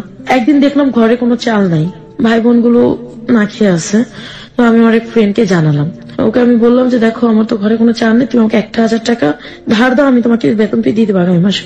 তোমার 1000 না, তোমার 1500 লাগলো না, কিন্তু তুমি আমাকে 1 ঘন্টা সময় দাও। কিরকম সময় দেবো তোমাকে? সে আমাকে একটা নোংরা প্রস্তাব দিল। তখন আমার এত কষ্ট হয়েছে যে বাসায় দেখছি ছোট ভাই বোন গুলো না খেয়ে আছে। বাসায় আসার পর পাশের ঘর থেকে আমি 100 টাকা ধার নিয়ে 1 কেজি চাল কিনছি, 0.5 কেজি আলু কিনছি, মরিচ কিনছি, ডাল কিনছি। তোরা সারাদিন না খাওয়া, রাত্রে খাইছে, সকালে খাইছে। তো এখন দেখি যে 1 কেজি চালে হয়নি, শেষ হয়ে গেছে। দুপুরে কি রান্না করবে? খুব কষ্ট হচ্ছে ওদের। আমার ভাইটা আমার কাছে আপু 2 টাকা দেয়, আমি টাকা দিতে পারতেছি না। বাবা কি করছে? বাবা কিছুই করতেছে না, বাবা জুয়া খেলতেছে। আপনার মা কিছু বলছেন? আমার মা বললে আমার মাকে মারধর করে মাকে। তো আমি চোখে দেখলাম অন্ধকার, দেয়ালে পিঠ থেকে গেছে, আমি ওর কথা রাজি হয়ে গেছি। কার কথা রাজি হয়েছে? আমার এক ফ্রেন্ডের কথায়। কোন ফ্রেন্ড? ও ছিল মানে কোন এক হলের নেতা ছিল। তো ওর সাথে আমার রাস্তায় একসময় পরিচয় হয়েছিল। আর রাশেদ যে আমার জীবনে ছিল, ও কোনো টাকা পয়সা দিত না তখন, আমিও চাইতাম না। তো ওর সাথে যে আমি ফোন দিলাম ওকে যে দেখো সোহাগ, আমি তোমার প্রপোজালে রাজি আছি, তবে 1000 টাকা না, মানে কোন অর্থে যেন। আমি তখন চিন্তা করলাম যে নিজের সম্মানটাই যেহেতু দেবো, তো 1000 টাকার বিনিময় কেন, আরো বেশিতে দেবো। এই সেন্সটা আমার মাথায় মানে কাজ করলো। তো আমি এই কথা বলার পর তুমি কত জানিস? আমি 2000 টাকা চাই। আমি তোমাকে 2000 টাকা দেবো না, 1500 দেবো, তুমি রাজি আছো? ঠিক আছে, রাজি আছি। ওর সাথে আমি গেলাম, ও কোন এক হোটেলে আমাকে নিয়ে গেছে। নিয়ে যাওয়ার পর ওকে আমি এখানে 1 ঘন্টা সময় দিছি। ওখান থেকে আমি চলে আসি। চলে আসার পরে ঘরে বাজার টাজার করি। সেই দিন রাত্রে সম্ভবত রাশেদ আমাকে রাস্তায় দেখছে, আমাকে ফোন দিচ্ছে। ফোন দিয়ে বলছে তুমি কোথায় আছো, এখন আমার সাথে দেখা করো। তো দেখা করো, ও আমাকে একটা মসজিদে নিয়ে ছুঁয়ে বলছে তোমার এখন থেকে ভরণ পোষণ যা আসছে আমি গ্রহণ করব। আপনি তো রাশেদের কাছ থেকে হেল্প নিতে পারতেন, কেন নিলেন না? আমি কেন জানি ওর কাছ থেকে চাইনি। আর ও একদিন আমাকে একটা কথা বলছে যে মেয়েরা ছেলেদের কাছ থেকে টাকা খায়, সেই মেয়েরা ভালো হয় না। আমি ওর কাছে ভালো সাজার জন্য আমি আমার নিজের সম্মানটুকুকে বিক্রি করে দিচ্ছি একমাত্র বাবা মা ভাই বোনের শুধুমাত্র মুখে দুমুঠো ভাত দেওয়ার জন্য। সেই রাতে রাশেদ আমাকে একটা মসজিদে দাঁড় করাইয়া বলছে যে ও আমার সম্পূর্ণ ভরণ পোষণ দেবে, আমি কারোর সাথে ফোনে কথা বলতে পারবো না। আপনি রাশেদকে বলেছিলেন যে আপনার জীবনে এই ঘটনাটা ঘটে গেল কিছুক্ষণ আগে? না, ওর কাছ থেকে আমি লুকিয়ে গেছি। ও যা যা বললো আমি মেনে নিলাম। ও আমার বাবাকে ফোন দিল। তো বাবার সাথে রাশেদের সাথে আগে থেকে একটা পরিচয় ছিল। বাবাকে ও বলছে যে আমরা দুজন বিয়ে করে ফেলছি। তখন আমি বলি মিথ্যে বললো কেন? মিথ্যে বলা ছাড়া কোনো কাজ নেই, ও এখন হাজবেন্ড হয়ে আমার বাড়িতে যাবে। তো আমি সবাইকে এসব বললাম যে আমার বিয়ে হয়ে গেছে, ডিভোর্স হয়ে গেছে, ওইদিকে এদিকে আমার বিয়ে হয়ে গেছে। পাড়ার প্রতি সবাই খুব খুশি হলো। মিষ্টি আনছি আমি, ওরে আমার বাবা মা তো খুব খুশি। বাবার একটাই চিন্তা, এত বড় লোকের ছেলে, তার মানে ভালো হবে। তারপর থেকেই আমি আবার স্কুলে জবটা ছেড়ে দিয়েছি, ও আমাকে স্কুলে জবটা ছাড়িয়ে নিয়েছে। ও আমাকে হেল্প করতো। এরকম করে 6 মাস গেল। তো ওই বিনিময়ে আমার কাছে কিছুই চাইনি।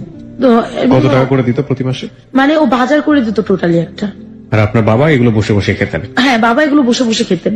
এরকম করে 6 মাস চলে গেল। রোজার ঈদ, এটা হচ্ছে 2010-এর ঘটনা।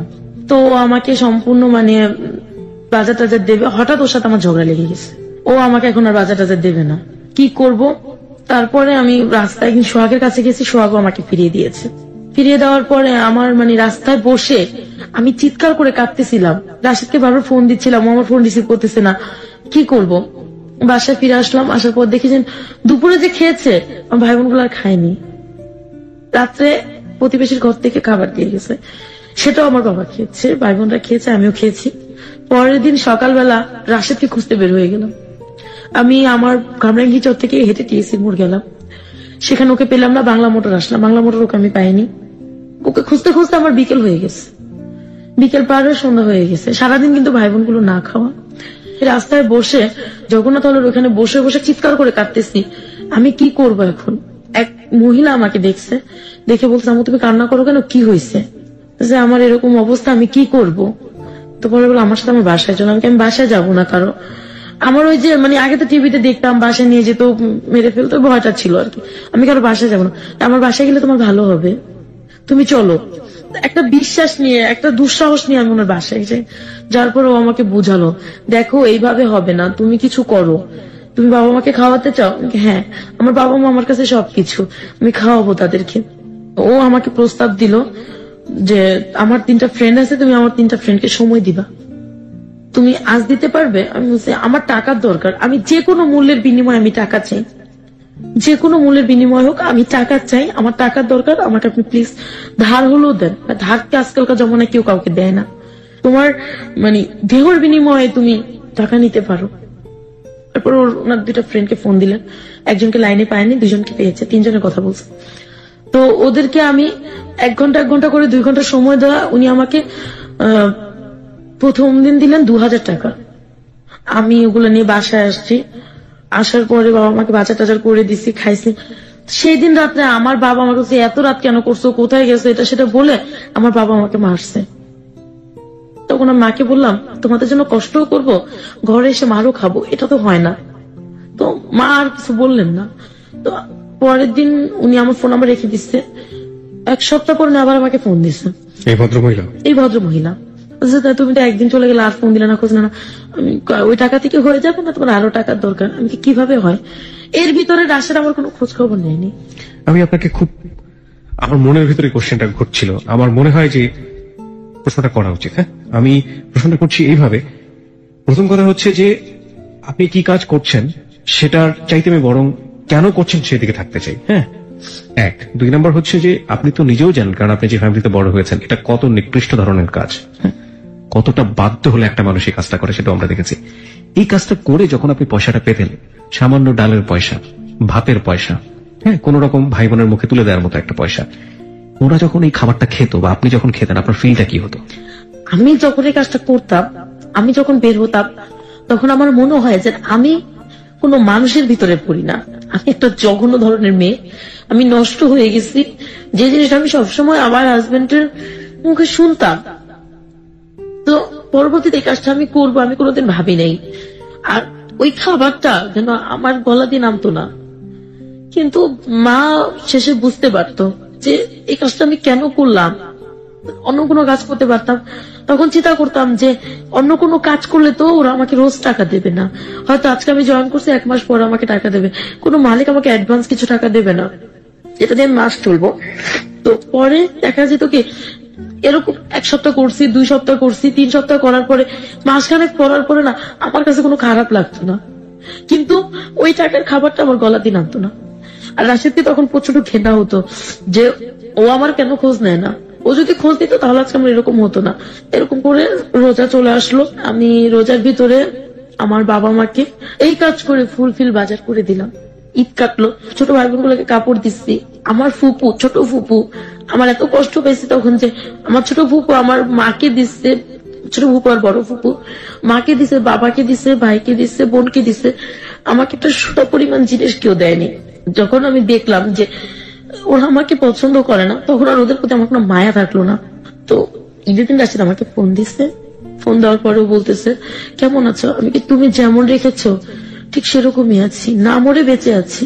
তো ও বললো যে এভাবে কথা বলতেছো কেন? আমি কি না, তুমি যে একটা ব্যক্তিকে রেখে গেছো, জানো আমার বাবা কাজ করে না, আমার টাকা খায়, তোমারটা খেয়েছে, তো তুমি কিভাবে এভাবে চলে গেলে আমাকে রেখে? ও আমাকে বললো যে ঠিক আছে, সবকিছু ঠিক হয়ে যাবে। ঈদের দিন রাতে ও বলতেছে যে তুমি একটা কাজ করো, তুমি আমার সাথে দেখা করো। কখন দেখা করবো? রাতে দেখা করো। বিকেলে ওই মহিলা আমাকে ফোন দিছে যে লাবণ্য তুমি একটু আসবা। কেন? আমার 2টা ফ্রেন্ড আসছে, তুমি যাদের সাথে বসো তারাই আসছে, ঈদের দিন তোমাকে দেখতে চাই। তো আমার তো কোন রকমেরই নেই, আমি চলে গেছি। আমি কিন্তু পুরোনো কাপড় পরে গেছি, কারণ আমি ঈদে কোনো কাপড় নেই। মানে তখন আমার হাজবেন্ড আমাকে 6 মাসে কিছু দেয়নি, বাবা মাও কিছু দেয়নি। ওই যে শাড়িগুলো বিয়ের আগে কিনছি বা বাঁশ শাড়িগুলো, নতুন শাড়িগুলো, ওগুলো পরতাম। তো আমি যাওয়ার পরে ওনারা আমাকে 2 ঘন্টা রাখলো। 2 ঘন্টা রাখার পর আমাকে 3000 টাকা দিচ্ছে। ওরা বাইরে খেলো আমাকে নিয়ে, আমি ওইদিকে রাশিদকে ফোন দিচ্ছি, রাশিদ ফোন রিসিভ করে না। 8টার দিকে প্রচন্ড বৃষ্টি হচ্ছিল, ওই বৃষ্টিতে ভিজে ভিজে ওকে আমি পুরো টিএসি খুঁজছি, রমনা খুঁজেছি, ওকে আমি পাইনি। ও আমাকে রাত 10টার সময় ফোন দিছে, তুমি কোথায়? বাসায়। তুমি আমার সাথে দেখা করতে আসলো না, এটা বলে প্রচন্ড ঝগড়া করতেছে আমার সাথে। পরে আমি আচ্ছা ঠিক আছে, আমার ভুল হয়ে গেছে। পরে ফোন রেখে ছোট বলতেছে আপু শিশু পার্কে ঘুরতে যাবো। আর আমি আমার ছোট ভাই বোনদেরকে বাবা যে দেয় না সে অভাবটা বুঝতে দিতাম না, যেভাবেই হোক আমি ওদের সবাইকে বুঝায় রাখতাম যে না টাকা পয়সা আছে, খেতে পারবি, চলতে পারবি। তো আমার ওদেরকে নিয়ে আমি শিশু পার্কে ঘুরতে গেলাম। 3000 টাকা ছিল, 1000 টাকা খরচা হয়ে গেল, ওদের যাওয়া আসে না। ও আমাকে রাশিদ আমাকে ফোন দিল, বললো চল আজকে আমরা এক ফ্রেন্ডের বাড়িতে যাবো। ঠিক আছে যাবো। ফ্রেন্ডের কে কে আছে? মা আছে, ভাই আছে, বোন আছে, সবাই আছে। কিসের জন্য যাবো? ওরা আমার বউকে দেখতে চাইছে। ঠিক আছে যাবো। ঠিক আছে রাত 8টায় আমাদেরকে বাসায় দিয়ে আসার পরে আমি ওর সাথে দেখা করলাম, সম্ভবত গুলিস্তান গিয়ে। ওর বাড়ি কি গুলিস্তানে ছিল? ওর বাড়ি মগবাজার। ওকে, আপনি বলছিলেন যে রমনাতে খুঁজছেন, টিএসসি তে খুঁজছেন, এই জায়গাগুলোতে আপনি কেন বুঝতেন? ও এখানেই থাকতো সারাদিন এখানে বেশিরভাগ সময়, এখানে সময় কাটাতো বন্ধুদের সাথে। Okay. আর ও আমাকে বলছে ঈদের দিন রাত্রে ওইখানে থাকবে। ওকে, পরে আমি ওর সাথে গুলিস্তান দেখা করতে গেছি, যা দেখি ওর এক ফ্রেন্ড আছে এখানে, পরিচয় করে দিল, ওর নাম কালাম। ওর বাড়িতে আমরা বেড়াতে যাবো। ঠিক আছে চলো। বাড়িটা ছিল ভুলতা গাউসিয়া। যাওয়ার পরে দেখলাম যে খুব অন্ধকার, খুব একটা গ্রাম, বিল চারপাশে, ওখানে নিয়ে যাচ্ছে কোনা কোনা দিয়ে এই দিয়ে ঢুকালো কোথায় বাড়ির পেছন দিয়ে। বলছে কি ব্যাপার? বাড়ির পেছন দিয়ে ঢুকলাম। ও একটা নতুন বাড়ি করছে, গেট করা হয়নি, 3 দিন লাগিয়ে রাখছে। এটা আসলে 3 দিন লাগানো ছিল। দরজা বলছে আমাকে কেউ তো নাই এখানে, এক রুম, একটা বিলের ভিতরে এক রুম। তো আমার কোনো না ভয় ছিল না, ও ছিল সাথে। আপনি ওকে লাভ করতেন সেই সময়টাতে এবং পুরো ওকে আমি লাভ করতাম। আপনি যেই কাজের মধ্যে জড়িয়ে গেছেন এই কথাটা আমি ওকে বলিনি, ও কি বুঝতেও পারেনি? ও বুঝতেও পারেনি। ওকে আমি বলতাম না, ও বুঝতে পারেনি, ও কারণ জিজ্ঞেস করেনি যে এই আপনার- মাসটা ও আমাকে সময় দেয়নি। না, কিন্তু ওর তো সন্দেহ হওয়া বা জিজ্ঞেস করার একটা ব্যাপার ছিল যে টাকাগুলো কোথা থেকে কিছু আসছে। জিজ্ঞেস করেনি। ও বলছে বাজার করছে, আমি কি কোন রকম করেছি, মিথ্যে বলেছে আমার সাথে। আপনার ফ্যামিলি বুঝতো না যে এই আমার কাজটা? মা বুঝতে পেরেছিল, পরে আমাকে জিজ্ঞাসা করছে তুই এত টাকা করতে, আমি মার কাছে স্বীকার করছি। মা কি বলেছিল? মা কোনো কথা বলেনি, মা নিস্তব্ধ হয়েছিল। বাবা বুঝতো না? বাবা বুঝতো না। আমার বাবা এক কথা মোট কথা বলতে গেলে ও ছিল টাকার, ও টাকার জন্য সব করতে পারে, শুধু পারে না মেয়ে আর বউকে বেচতে। তো আমি তখন ওর সাথে গেলাম, তারপর ও আমাকে বলতেছে কি দেখো ওর ফ্যামিলির কেউ নাই, তো তোমাকে মিথ্যে বলে এখানে আনছি। তখন বাজে রাত 11টা। রাশিদের সাথে ওর বন্ধুর বাড়িতে গেলাম, ও আমাকে বললো দেখো তোমাকে মিথ্যে বলে এখানে এনেছে, ওর কোনো বাবা মা থাকে না, ওর এটা বাড়ি করছে নতুন, তো আমরা দুজন একাই থাকবো। ভালো কথা, আমরা একাই থাকবো, সমস্যা নেই। আধা ঘন্টা পরে মানে ও আইসা মানে ও আমাকে ওখানে গিয়ে ও আমাকে ইউজ করে। তারপরে আধা ঘন্টা পরে ও আমাকে বলতেছে একটা কথা বলি, তুমি রাগ করো না। কি কথা? আমার বন্ধু তোমাকে চায়। হোয়াট? হ্যাঁ, ওর বন্ধু আমাকে চায়, নয়তোবা ও একটা গ্যাঞ্জাম করবে। মানেটা কি? মানেটা হচ্ছে এটা ওদের কন্ট্রাক্ট ছিল যে যাকে নিয়ে যাবে দুইজনে মিলেই ভোগ করবে। কিন্তু আমি যখন চিল্লাচিল্লি করলাম এই করলাম, তখন বলছে একবার ওকে একটা সুযোগ দাও। তখন আমি বলছি, কোনো মতেই না, আমি চলে যাবো এখান থেকে। মোবাইলটা ধরে দেখি রাত 1টা বাজে, কিভাবে বের হবো আমি কিন্তু চিনি না সেটা।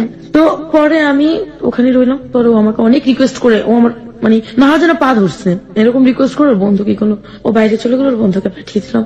ওর বন্ধুকে আমি পা পর্যন্ত ধরছি যে ভাইয়া আমি আপনার বন্ধুর ওয়াইফ, আপনি এইভাবে আমাকে ভোগ করতে পারেন না।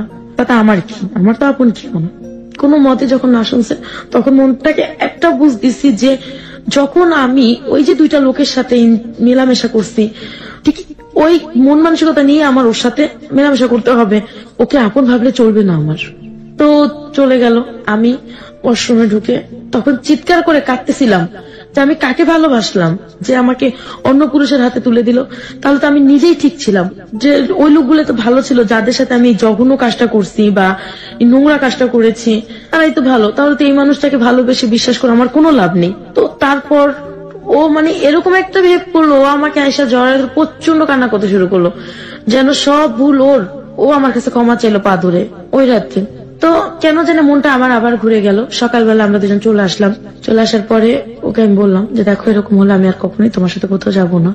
বাই দ্য ওয়ে, আপনি যেভাবে রাত কাটালেন আপনার ফ্যামিলি আপনাকে কিভাবে নিল? আমার ফ্যামিলি থেকেও বলে গেছে যে আমরা বেড়াতে যাচ্ছি। আপনার ফ্যামিলি তো জানে যে আলটিমেটলি আপনারা বিবাহিত?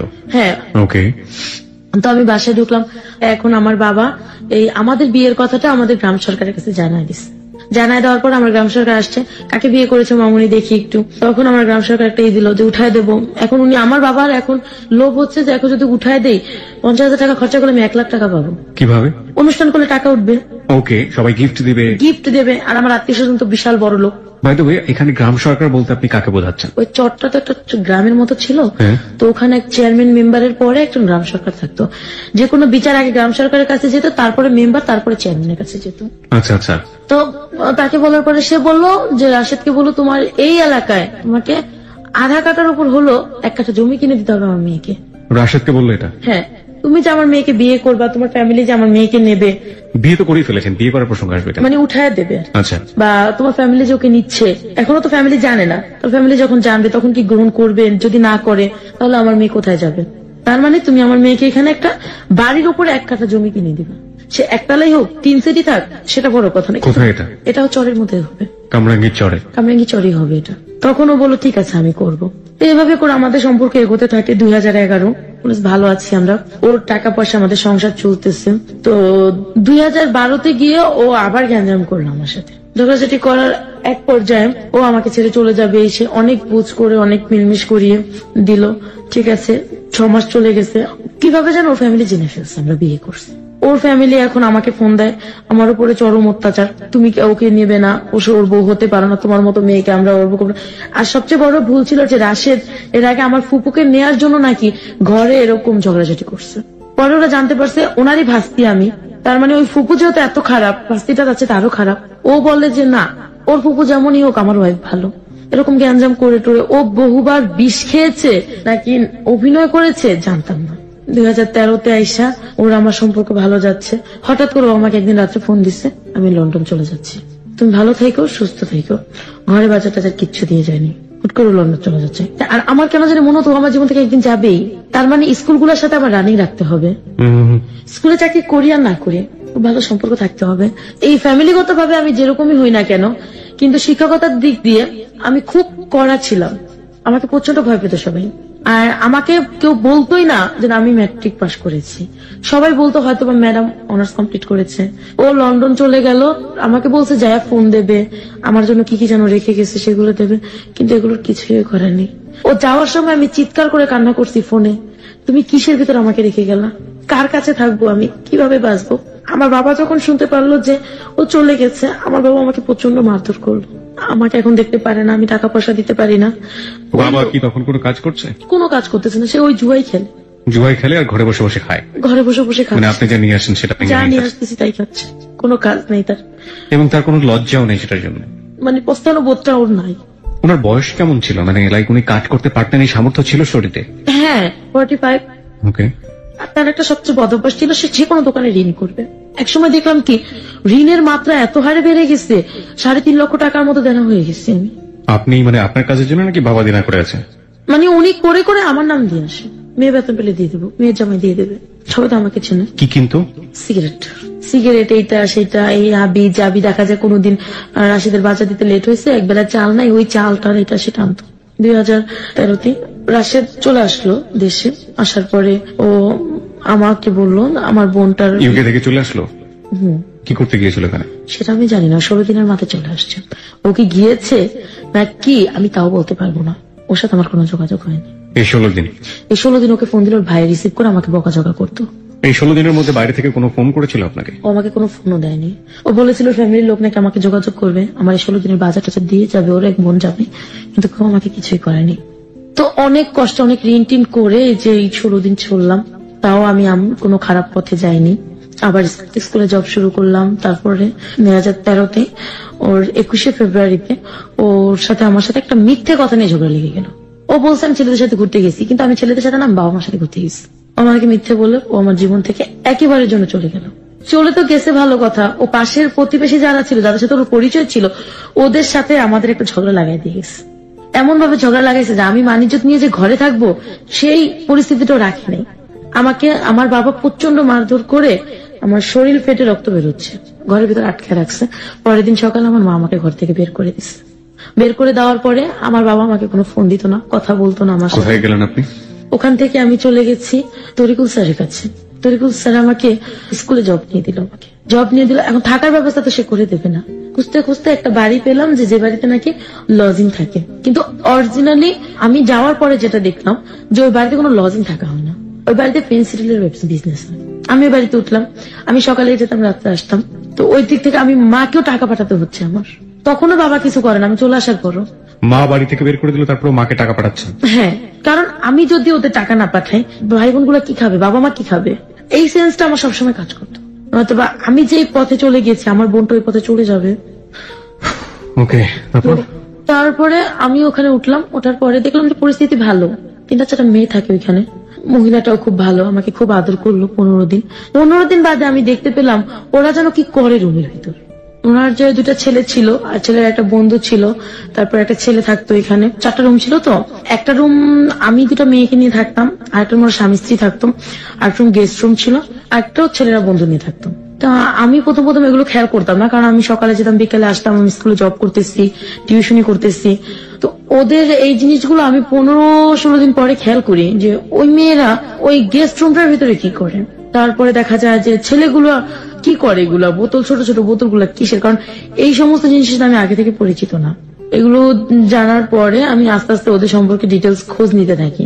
আমি ওদের সাথে খুব ফ্রি হয়ে যাই। ওরা তখন বলল ওইখানে ওদের নোংরা কাজ চলে, আর ছেলেগুলো ফেন্সিডলের বিজনেস করে। এরপরে ওর যে দেবরটা, ওর দেবরের সাথে আমার খুব ভালো একটা সম্পর্ক হয়ে যায়, বন্ধুর মতো। দেবরটা আমার কাছে সব স্বীকার করে। দেবরটা এরকমও আমাকে জানাইছে যে ওরা এরকম মেয়েদেরকে লজিং রেখে এই কাজগুলো করে, আমাকে দিয়েও করাবে। তো আমি এগুলো বিশ্বাস করতে পারি নাই। ওরা করে কি, মেয়েদেরকে ঘুমের ওষুধ খাইয়ে তো এমন কিছু ডোজ দিয়ে দেয় যে ওগুলো মেয়েদেরকে যদি ওই রাতে এখান থেকে যদি মেরেও ফেলা হয়, মেয়েরা টের পাবে না, এরকম করা হয়। অথবা মেয়েদেরকে ঘুরতে যাওয়ার নাম করে যশোর বেনাপোলে নিয়ে গিয়ে ওদের শরীরের সাথে বা বউ সাজিয়ে ব্যাগের ভিতরে পেন্সিল দিয়ে ওদেরকে আনা হয়। ওই যে ওর দেবরটা, ওর দেবরের সাথে আমি একদিন ঘুরতে ঘুরতে, এটা হচ্ছিল যে রায়েরবাজার বুদ্ধিজীবীর গদি ঘরে। তো আমি রায়েরবাজার বুদ্ধিজীবীতে ঘুরতে গিয়ে আমার এরকমটি ছিল যে আমি সব শ্রেণীর লোকেদের সাথে খুব ভালোভাবে মিশতে পারি। তো আমি ওই র্যাবের সাথে পরিচয় হলো আমার। কিছু র্যাব ছিল এখানে, আমার চিন্তা ভাবনা ছিল আমি প্রশাসনের সাহায্য নেবো, ওরা যেহেতু আমাকে এরকম করবে। র্যাবের সাথে পরিচিত হলাম, কথা বললাম। তো একটা র্যাব ছিল, নাম ছিল শাকিল। তো ও খুব ভালো ছিল। আর একটা নাম ছিল শাহিন, আর একটা সাব্বির। তো সাব্বির আমাকে দেখে খুব পছন্দ করলো, ওরা আমার সাথে ফ্রেন্ডশিপ হয়ে গেল। 3-4 দিন পরে সাব্বিরকে আমি বললাম, সাব্বির এরকম হয়েছে, বাসায় ওরা পেন্সিল বিক্রি করতেছে, আমাকে ওরা বিক্রি করে দিতে চাচ্ছে। সংক্ষেপে ওদেরকে বলছি। ওকে, আমার মোবাইল ছিল না, ওই মহিলার মোবাইলকে আমি আপা বলতাম, ওর নাম ছিল লাকি আপার, নাম ছিল লাকি আপার মোবাইলটা আমি বললাম, ওর বলছে তোমার সাথে দেখা করি। তো সেই দিন বিকেলে আমাকে জানানো হলো যে আমাকে ওরা নাকি দৌলদিয়া নামে একটা ঘাট আছে, সেখানে ওরা 3.5 লক্ষ টাকা বিক্রি করে দিচ্ছে। তারপরে আরেক জায়গায় এই ঢাকাতে পুরানা পল্টনে ওদের এক মামার কাছে 75,000 টাকা 15 দিনের জন্য বিক্রি করে দিচ্ছে। মাই গড। তো যেদিন রাত্রে আমাকে ওরা নিয়ে যাবে, আমি জানি না ওদিন রাত্রে আমাকে নিয়ে যাবে, ওর দেবর এসে আমাকে বলতেছে যে তুমি যদি এখান থেকে না যাও, তুমি কালকে আর পৃথিবীতে সূর্য দেখবে না। কেন এরকম হয়েছে, তোমাকে ওরা নিয়ে যাবে দৌলতিয়া ঘাটে 15 দিন পরে, আর আজকে রাত্রে তোমাকে ওরা বলে নিয়ে যাবে। তো এর আগে আমি র্যাবকে বলে রাখছি সবকিছু, এরকম করবে ওরা, তুমি আমাকে প্লিজ বাঁচাও। তো সকালবেলা আমি শুনলাম ওরা আমাকে বলছে, জানিস তোর ভাইয়া তো পুরানা পল্টন গেছে, ওর হাজবেন্ড আবার ওর সাথে রাগ করে চলে গেছে। তো তোর ভাইয়া তো চলে গেছে, তো ভাইকে আমরা আনতে যাবো পুরানা পল্টন, তুই কি যাবি আমাদের সাথে? আমি বললাম দেখি কি করতে পারি। এর মধ্যে ওই র্যাবকে ফোন দিছে ওই লোকের নাম হচ্ছে মিন্টু ফোন দিয়ে বলছে ওকে কিন্তু নিয়ে যাবে একটু পরে। ঘন্টাখানিকের মধ্যে ওরা ওইখানে ফোর্স নিয়ে চলে গেছে। যাওয়ার পরে এখানে বলতেছে কি হচ্ছে, এখানে কিছুই হচ্ছে না, ঘর চেক করবো। ওরা প্রায় 50 বোতলের মতো ফেন্সিডল পেয়েছে। এরকম একটা মুহূর্ত আসছে যে ওর ঘরে ওর গেস্ট আছে মেয়েদের সাথে, ওই অবস্থা ওকে ধরছে। মিন্টু আবার সকালেই চলে গেছে, ওই খবর দিয়ে চলে গেছে। ওরা আমাকে নিয়ে উত্তরা চলে গেল, উত্তরে গিয়ে মিন্টু রাতে দিয়ে দিল। মিন্টু আবার আমার ফ্যামিলিকে জানাইলো, আমার বাবা বলছে ওই মেয়েকে কোনোদিন ঘরে তুলবা না, তাই আমার মা সেদিন আমাকে গ্রহণ করে নেয়নি। মিন্টু আমাকে এক রাত ওর এক ফ্রেন্ডের বাসায় রাখছে, খুব ভদ্রভাবে খুব সম্মানের সাথে রাখছে। ওর ওয়াইফ বলে ও ছিল না, ও বলছে আমি রেখেছি, আমি একটু ঢাকার বাইরে যাচ্ছি। পরের দিন ও এই কামরাঙ্গি চরে এসে জালারি চৌরাস্তা আছে একটা, ওখানে এসে আমার জন্য বাসা খুঁজে বের করছে একদিনে। আমি এখানে উঠলাম। তারপরে একদিন আমার মা আমাকে ফোন দিয়ে খুব কান্নাকাটি করতেছে, 2013 এপ্রিল খুব কান্নাকাটি করতেছে, ঘরে খাবার নেই না সেটা। তারপরে আমি কি করবো, আমার কাছে তখন টাকা ছিল, আমি ওকে টাকা দিয়ে দিলাম, ওরা খাবার টাবার করছে। প্রতি মাসেই টিউশনি করে যে টাকা বেতন পাই ওর থেকে ওদেরকে দিয়ে দিই, ওর থেকে আমি রাখি। আমার ঘর ভাড়া বেশি ছিল না, এক রুম তো 2,000 টাকা ছিল। আমি কষ্ট করে চলতাম, ওদেরকে আমি কষ্ট দিতে দিতাম না। আমার বাবা অসুস্থ ছিল, তাকে আমি চিকিৎসার টাকা দিয়েছি, ভাই বোনদেরকে দেখেছি। দেখার পরে দেখা যায় কি আমি না কেমন যেন একটা দিন দিন এই যে রোদ্রে ঘুরতে, তারপরে এগুলো করতে করতে বৃষ্টিতে ভিজে আমি অসুস্থ হয়ে পড়ছি। এখন আমি ওই বাসায় থাকতে পারতেছি না, বাসা চেঞ্জ করে ফেললাম। বাসা চেঞ্জ করে আরেক বাসায় গেছি, সেখানে আমি খুব অসুস্থ। এর ভিতরে এক স্কুল টিচারের সাথে আমার পরিচয় হয়েছে, তার বয়স 50-এর উপরে। তো ভালোই কথা টথা বলতো, ফোন টোন দিত না, কম কথা বলতাম। তো ওনার সাথে জাস্ট এমনি কথা টথা হইতো, দেখা করতো আমার সাথে। উনি একদিন আমাকে বিয়ের প্রস্তাব দিল, আমি রাজি হইনি। এই 50 লোক? হ্যাঁ, রাজি হইনি। পরে আমি না দিন দিন অসুস্থ হয়ে পড়লাম। অসুস্থ হয়ে পরে বাবা মার ঘাড়ে গিয়ে উঠলাম। ওখানে আমি ডাক্তার দেখালাম, নিঃশ্বাসে প্রবলেম হইতো, আমি নিঃশ্বাস চাতে পারতাম না, আর লিভার একটু সমস্যা হয়েছে। মানে এগুলো তো আমার টাকায় হতো, আমার ফ্যামিলিকেও খরচা দিতাম ওই অসুস্থ অবস্থায়। আমার টাকা যেটা জমানো ছিল আর কি, ওটাতেই হয়তো। তো ওই লোক আমার এই অবস্থা দেখে আমার মামা, মানে এই যে গ্রাম সরকার, তার কাছে বিয়ের প্রস্তাব দিল। কোন লোক? যে লোকটা স্কুল টিচার ছিল, 50-এর ঊর্ধ্বে বয়স ছিল, যে লোকটা নাম ছিল তাহির। সে আপনার গ্রাম সরকার পর্যন্ত পৌঁছালো কিভাবে? ওই এলাকারই সেই স্কুল টিচার। ওকে। তো ওই হিসেবে সে, আর আমাদের সম্পূর্ণ দায়িত্ব ওই গ্রাম সরকার নিয়েছিল। তো ওনার কাছে বিয়ের প্রস্তাব দিল। আমাকে জিজ্ঞাসা করা হলো, তখন তো আমি খুব অসুস্থ, আমার একজনের হেল্প চাই। বাবা মা আমাকে রাখবে না। আমি বাবা মাকে বললাম, দেখো তো অনেক বয়স্ক, কিভাবে কি হয়। বাবা বললো না সমস্যা নেই, মানে ডাইরেক্টলি বললো বয়স্ক লোক নাকি বউ ভালোবাসে বেশি। আপনার বাবা আপনাকে এটা বললো? আমার বাবা মাকে বলছে। আপনার বাবার তখন বয়স কত? 45। বাবার বয়স 45, বাবার জামাই হবে 50 ঊর্ধ্ব। হ্যাঁ, তো এর ভিতরেই মা বলছে যে গ্রাম সরকারের খোঁজ খবর নিতে। উনি কি খোঁজ খবর নিচ্ছে আমি জানি না। ঠিক এক সপ্তাহের মাথায় আমার বিয়ে দিয়ে দিল, 7ই আগস্ট 2013। তো পরবর্তীতে প্রিয় শ্রোতা, this is not story of চিনিকম। আপনারা নিশ্চয়ই অমিতাভ বচ্চনের সেই ছবিটা দেখেছেন। অমিতাভ বচ্চন এবং টাবুর ছবি ছিল চিনিকম, আমার অনেক পছন্দের একটা ছবি। লাইফে ঘটনা ঘটে, বাট এত সুইট ওয়ে তো ঘটে না, এটাই রিয়েলিটি। ঠিক আছে, যাই। তারপর বিয়ের দিনও আমার কাছে কেন জানি মনে হয়েছে আমি তো অসুস্থ, আমি জাস্ট উঠতে পারি, বসতে পারি, মানে কাজকর্ম কিছুটা করতে পারি। তখন স্কুল থেকে আমি চাকরি ছেড়ে দিচ্ছি। বিয়ের দিন সকালেও জানি আমার কেন মনে হলো আমি বিয়েটা করব না, কিন্তু চিন্তা করলাম যে বাবা মার ঘাড়ে বসে না থেকে তারপর মামা বিয়েটারই করছে, করে দেখি যদি জীবনের কিছু চেঞ্জ হয়। তো বিয়েটা হলো, আমাকে সেদিন নিয়ে যাওয়া হলো পাশের গলিতেই, বাসা ভাড়া নিচ্ছে সেখানে। বিয়ের দিন রাত্রেই তার বড় ওয়াইফ তাকে ফোন দিছে, ফোনটা রিসিভ করছি আমি। সে বললো, তুমি কে? আমি তার ওয়াইফ। তুমি তার ওয়াইফ কিভাবে হও? এমনকি তাকে বিয়ের আগে আমার মামা গ্রাম সরকার, যাকে আমরা মামা বলি, সে ওর ভোটার আইডি কার্ড, তারপরে স্কুল সার্টিফিকেট, কলেজ সার্টিফিকেট, কোন স্কুলে জব করতেন সেগুলো, বড় বউর সাথে ডিভোর্স হয়েছে সে ডিভোর্সের পেপার সবকিছু নিয়ে নিচ্ছে। তারপর আমি বলছি, আপনার সাথে তো ডিভোর্স হয়ে গেছে। হ্যাঁ, তো আমি ফোন, সমস্যা, আমাদের তো সন্তান আছে না। ভালো কথা, সন্তান আছে যেহেতু, আমি সেও তার কিছু বলিনি। ওনার সাথে কথা বলছে 1 দিন 2 দিন 3 দিন। আমি তো অসুস্থ, যেটা সত্যি কথা বলতে কি আমার হাজবেন্ডের সাথে আমার কোনো সম্পর্কই ছিল না, মানে পরে যে বিয়েটা হয়েছে আমার স্বামী স্ত্রী সম্পর্ক, এক্স্যাক্টলি এক্সিস্টিং যে রিলেশনশিপ, স্বামী স্ত্রীর কোনো সম্পর্কই তার সাথে ছিল না। কারণ আমি অসুস্থ, তার ভিতরে তার ওয়াইফ ফোন দিছে, এটা আমার বিবেকে বাজছে, কেন ফোন দেবে? এভাবে করে তার সাথে প্রায় 1 সপ্তাহ কেটে গেল। 1 সপ্তাহ কেটে যাওয়ার পর তার আরেকটা ওয়াইফ আমাকে ফোন দিছে। তখন আমি মানে তার ফোনে আমি ইউজ করি।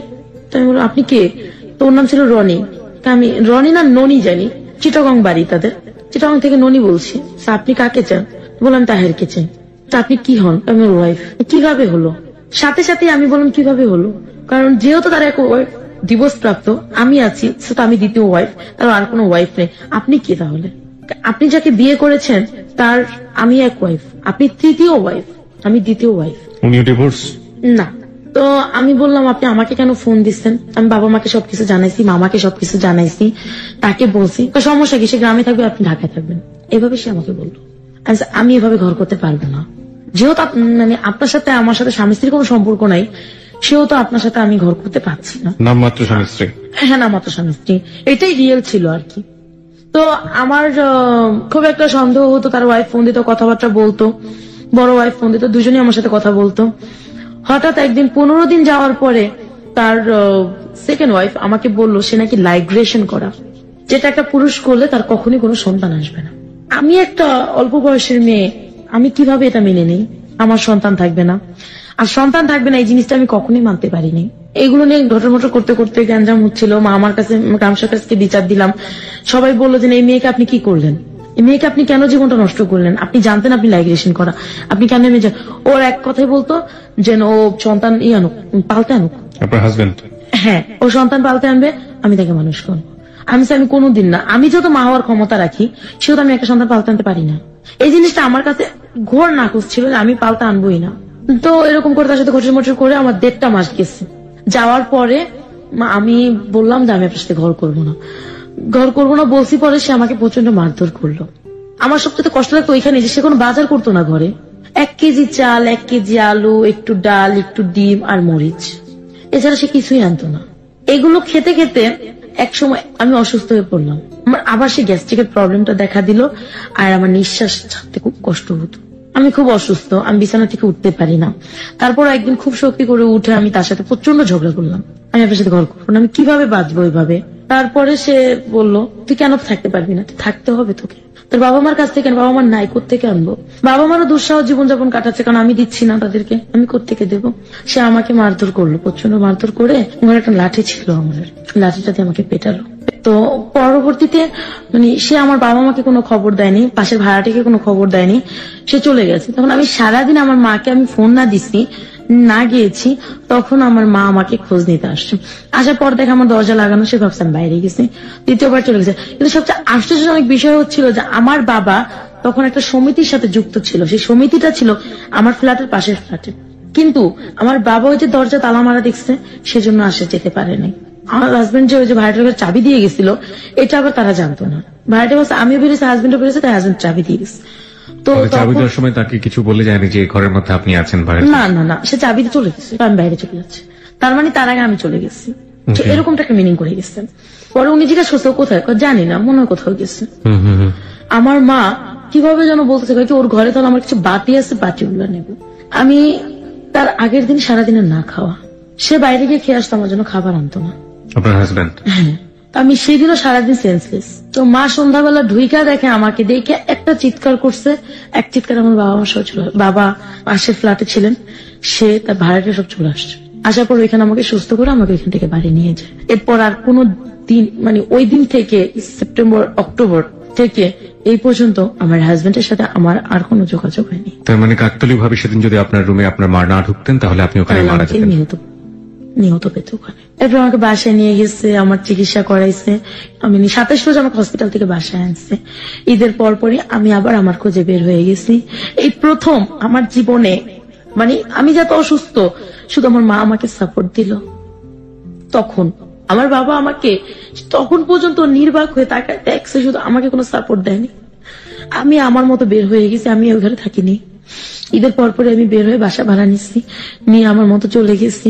চলে যাওয়ার পরে আমার এক ভাইয়া আমাকে বললো, আমি একটা বাসা চিনি, তুই তো এই লাইনে আছিস ভাইয়া, বুঝতে পারছিস আর কি, আছিস তো আমি একটা বাসা চিনি, তুই ওখানে যাওয়ার পরে আমাকে ওই আন্টি 2টা লোকের সাথে পরিচয় করাই দিচ্ছে। প্রথম দিন যাওয়ার পরে সে আমাকে রাখেনি, পরের দিন আমাকে বলছে একটা ফোন দেবো, সে আমাকে ফোন দিছে। ফোন দেওয়ার পরে আমি গেছি, যাওয়ার পর একটা লোক, সে খুব ভালো চাকরি করে, একটা লোকের সাথে পরিচয় করাই দিছে। বলছে তুমি তাকে সময় দাও, সে তোমাকে খুশি করে দেবে।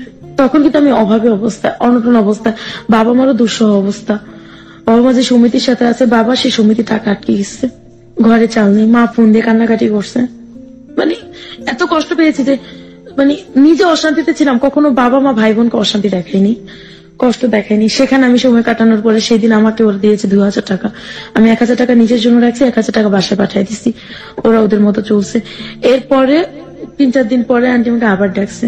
তখন দেখা হয়েছে আমার সাথে এক ডক্টরের সাথে, এক ডক্টর। তখন সে আমার সবকিছু শুনলো।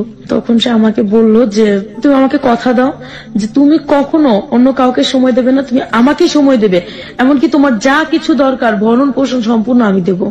নভেম্বর ডিসেম্বরের ঘটনা, সে এই কথাটা বলছে। বলার পরে আমি তার কথা বিশ্বাস করতাম না, তা আমি তো অনেককে দেখছি।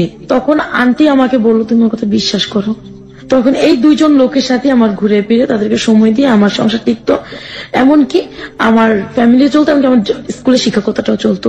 পরে দেখা গেছে যে তার কথা আমি আন্টির ভরসা পেয়ে আন্টি আমাকে, হ্যাঁ, আমি তার বাসায় গিয়ে আমি একটা নোংরা পরিবেশে জড়াইছি আবার দ্বিতীয়বার, কিন্তু সে আমাকে নিজের মেয়ের চেয়ে বেশি ভালোবাসছে। সবসময় একটা ভালো ডিসিশন দিছে, ভালো কথা বলছে। এই আন্টির সাথে আপনার পরিচয় হলো কিভাবে? আমার ভাইয়া আমাকে নিয়ে গেছে ওই বাসায়। কোন ভাইয়া? আমার একটা ভাইয়া ছিল আর কি। কোন ভাইয়া? এটা আমাদের এলাকার এলাকার একটা উনি ছেলে। আপনার সম্পর্কে এই ব্যাপারে জানতো যে যেহেতু উনি বাসাটা নিয়ে গেছে মানে আপনার ওখানে একটা পারপাস সার্ভ হবে, তার মানে এই উনি ভাইয়ের- আমার এই ব্যাপারটাকে ধারণা করছে, ধারণা করে আমাকে জিজ্ঞাসা করছে, আমি স্বীকার করছি তার কাছে। সেও আমাকে হেল্প করতো বিনা স্বার্থে। হুম, সে আমাকে নিয়ে গেছে, কয়ে কি চলো তুমি এইভাবে কত কষ্ট করবা। আর আমার যে টোটাল যে 1.5 মাস বা 2টা মাসের যে ঘটনাগুলো আমার সেকেন্ড হাজবেন্ডের, এগুলো সব সে জানতো। তারা কিভাবে নিজেরাই জানতো? আমাকে বিয়ে দিচ্ছে। ওকে, আমাকে বিয়ের দিন ওই বাড়িতে পৌঁছে দিছে আমার ওই ভাইয়া। সে আমাকে হেল্প করছে 1000, 500, 100 দিয়ে সে আমাকে হেল্প করছে। এমনকি বিশ্বাস করতে পারবেন না, আমার বিয়ের যে খরচাটা সেটাও আমার বাবা আমার টাকা থেকে করছে। সে একটা টাকা খরচা করেনি, একটা টাকা দেয়নি। তারপরে এই যে 2টা বছরে সে যে ঋণগুলো করছে, এই ঋণগুলো আজ পর্যন্ত আমি দিচ্ছি। এই কাজগুলো করে আমি এখন এই কাজগুলো করি না, বলতে যে শুধুমাত্র যে আমি যে 10 জনের সাথে মিশবো সেটা করি না। জাস্ট আমার ওই ডক্টরের সাথে খুব ভালো একটা ফ্রেন্ডশিপ আছে। প্রতি সপ্তাহে সে আমাকে একটা খরচে টাকা দেয়, যাতে করে আমার আর এইসব নোংরা কাজে ঢুকতে না হয়। সে পৃথিবীর যে প্রান্তে থাকুক না কেন, সে প্রতি সপ্তাহে আমার টাকাটা আমাকে পাঠিয়ে দেয় আমার মোবাইলে। and you have that kind of relationship with that doctor, right? আপনার তো ডক্টরের সাথে এই সময় কাটানোর মতো একটা রিলেশনশিপ আছে। হ্যাঁ, সময় কাটানোর মতো একটা রিলেশনশিপ আছে। তারপরও সে যথেষ্ট ভালো, আমি তাকে মন্দ বলবো না, সে ভালো। তারপরে দেখা যায় আর যে রিলেশনটা, আমি এখন বর্তমানে আমার একটা স্টেশনারি আছে, বইয়ের লাইব্রেরি। উনি যখন আমাকে হেল্প করতেছিলেন তখন উনি আমাকে বললো যে তুমি কিছু একটা করো, শুধু মাস্টারি দিয়ে তোমার হবে না, তুমি মাস্টারিটা ছেড়ে দাও, তুমি কিছু একটা করো। শেষে যে গ্রাম সরকার আমাকে বিয়ে দিয়েছিলাম, প্রথমে বলছিলাম, সেই গ্রাম সরকার আমাকে একটা প্রোডাকশন হাউস বলতে একটা এম্ব্রয়ডারি হাউসে জব নিয়ে দিল। সেখানে 6000 টাকা বেতনে জব নিয়ে দিছে। আর যে ডক্টরের সাথে আমার ফ্রেন্ডশিপ আছে, সে আমাকে কিছু টাকা দিল একটা দোকান করার জন্য। কত টাকা? প্রায় ওখানে 20,000 টাকা হুম, দোকান করছি আমি ওখানে। একটা মানে চিন্তা করলাম কি করব, তখন আমার তো অনেক স্কুলের সাথে যোগাযোগ, তখন আমি বইয়ের লাইব্রেরি দিলাম। বইয়ের লাইব্রেরি মানে স্টেশনারি, স্টেশনারি। বই, খাতা, পেন্সিল, রাবার বা গাইড, এটা সব পাওয়া যাবে ওখানে। ওকে, আজ অব্দি আমার বাবা সাপোর্ট করেনি।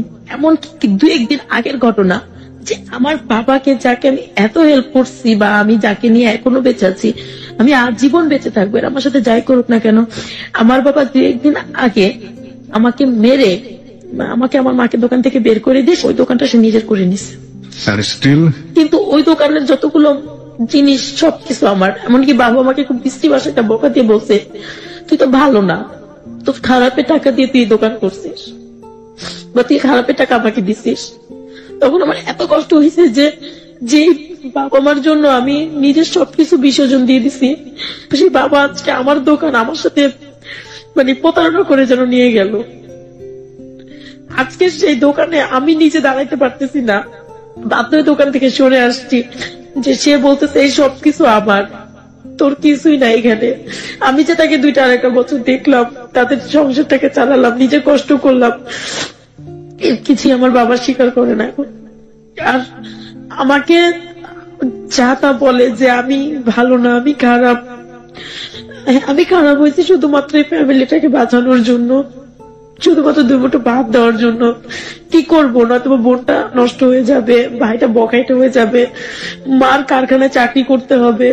আমার এত কিছু হয়ে গেছে, আমার মাকে আমি কখনো বাইরে কাজ করতে দেইনি, আমার বোনকে আমি কখনো বলি নাই তুমি একটা টিউশনি করো, কিচ্ছু করে না ওরা, আমি চালাই। আর আজকে মানে 3টা বছর আমার বাবা বসে খাইছে, মানে আমার সংসারেই ছিল। এখন যে দোকানটা আছে সে এখন ওই দোকানেই করে, আমার সাথে সে টোটালি যোগাযোগ বন্ধ করে দিচ্ছে। সে এখন আমার দোকান চালায়, সে তা দিয়ে সে নিজে চলে। আর আমি একটা প্রোডাকশন হাউসে জব করে মা বাবা ভাই বোন সবাই কিনে চলতেছি।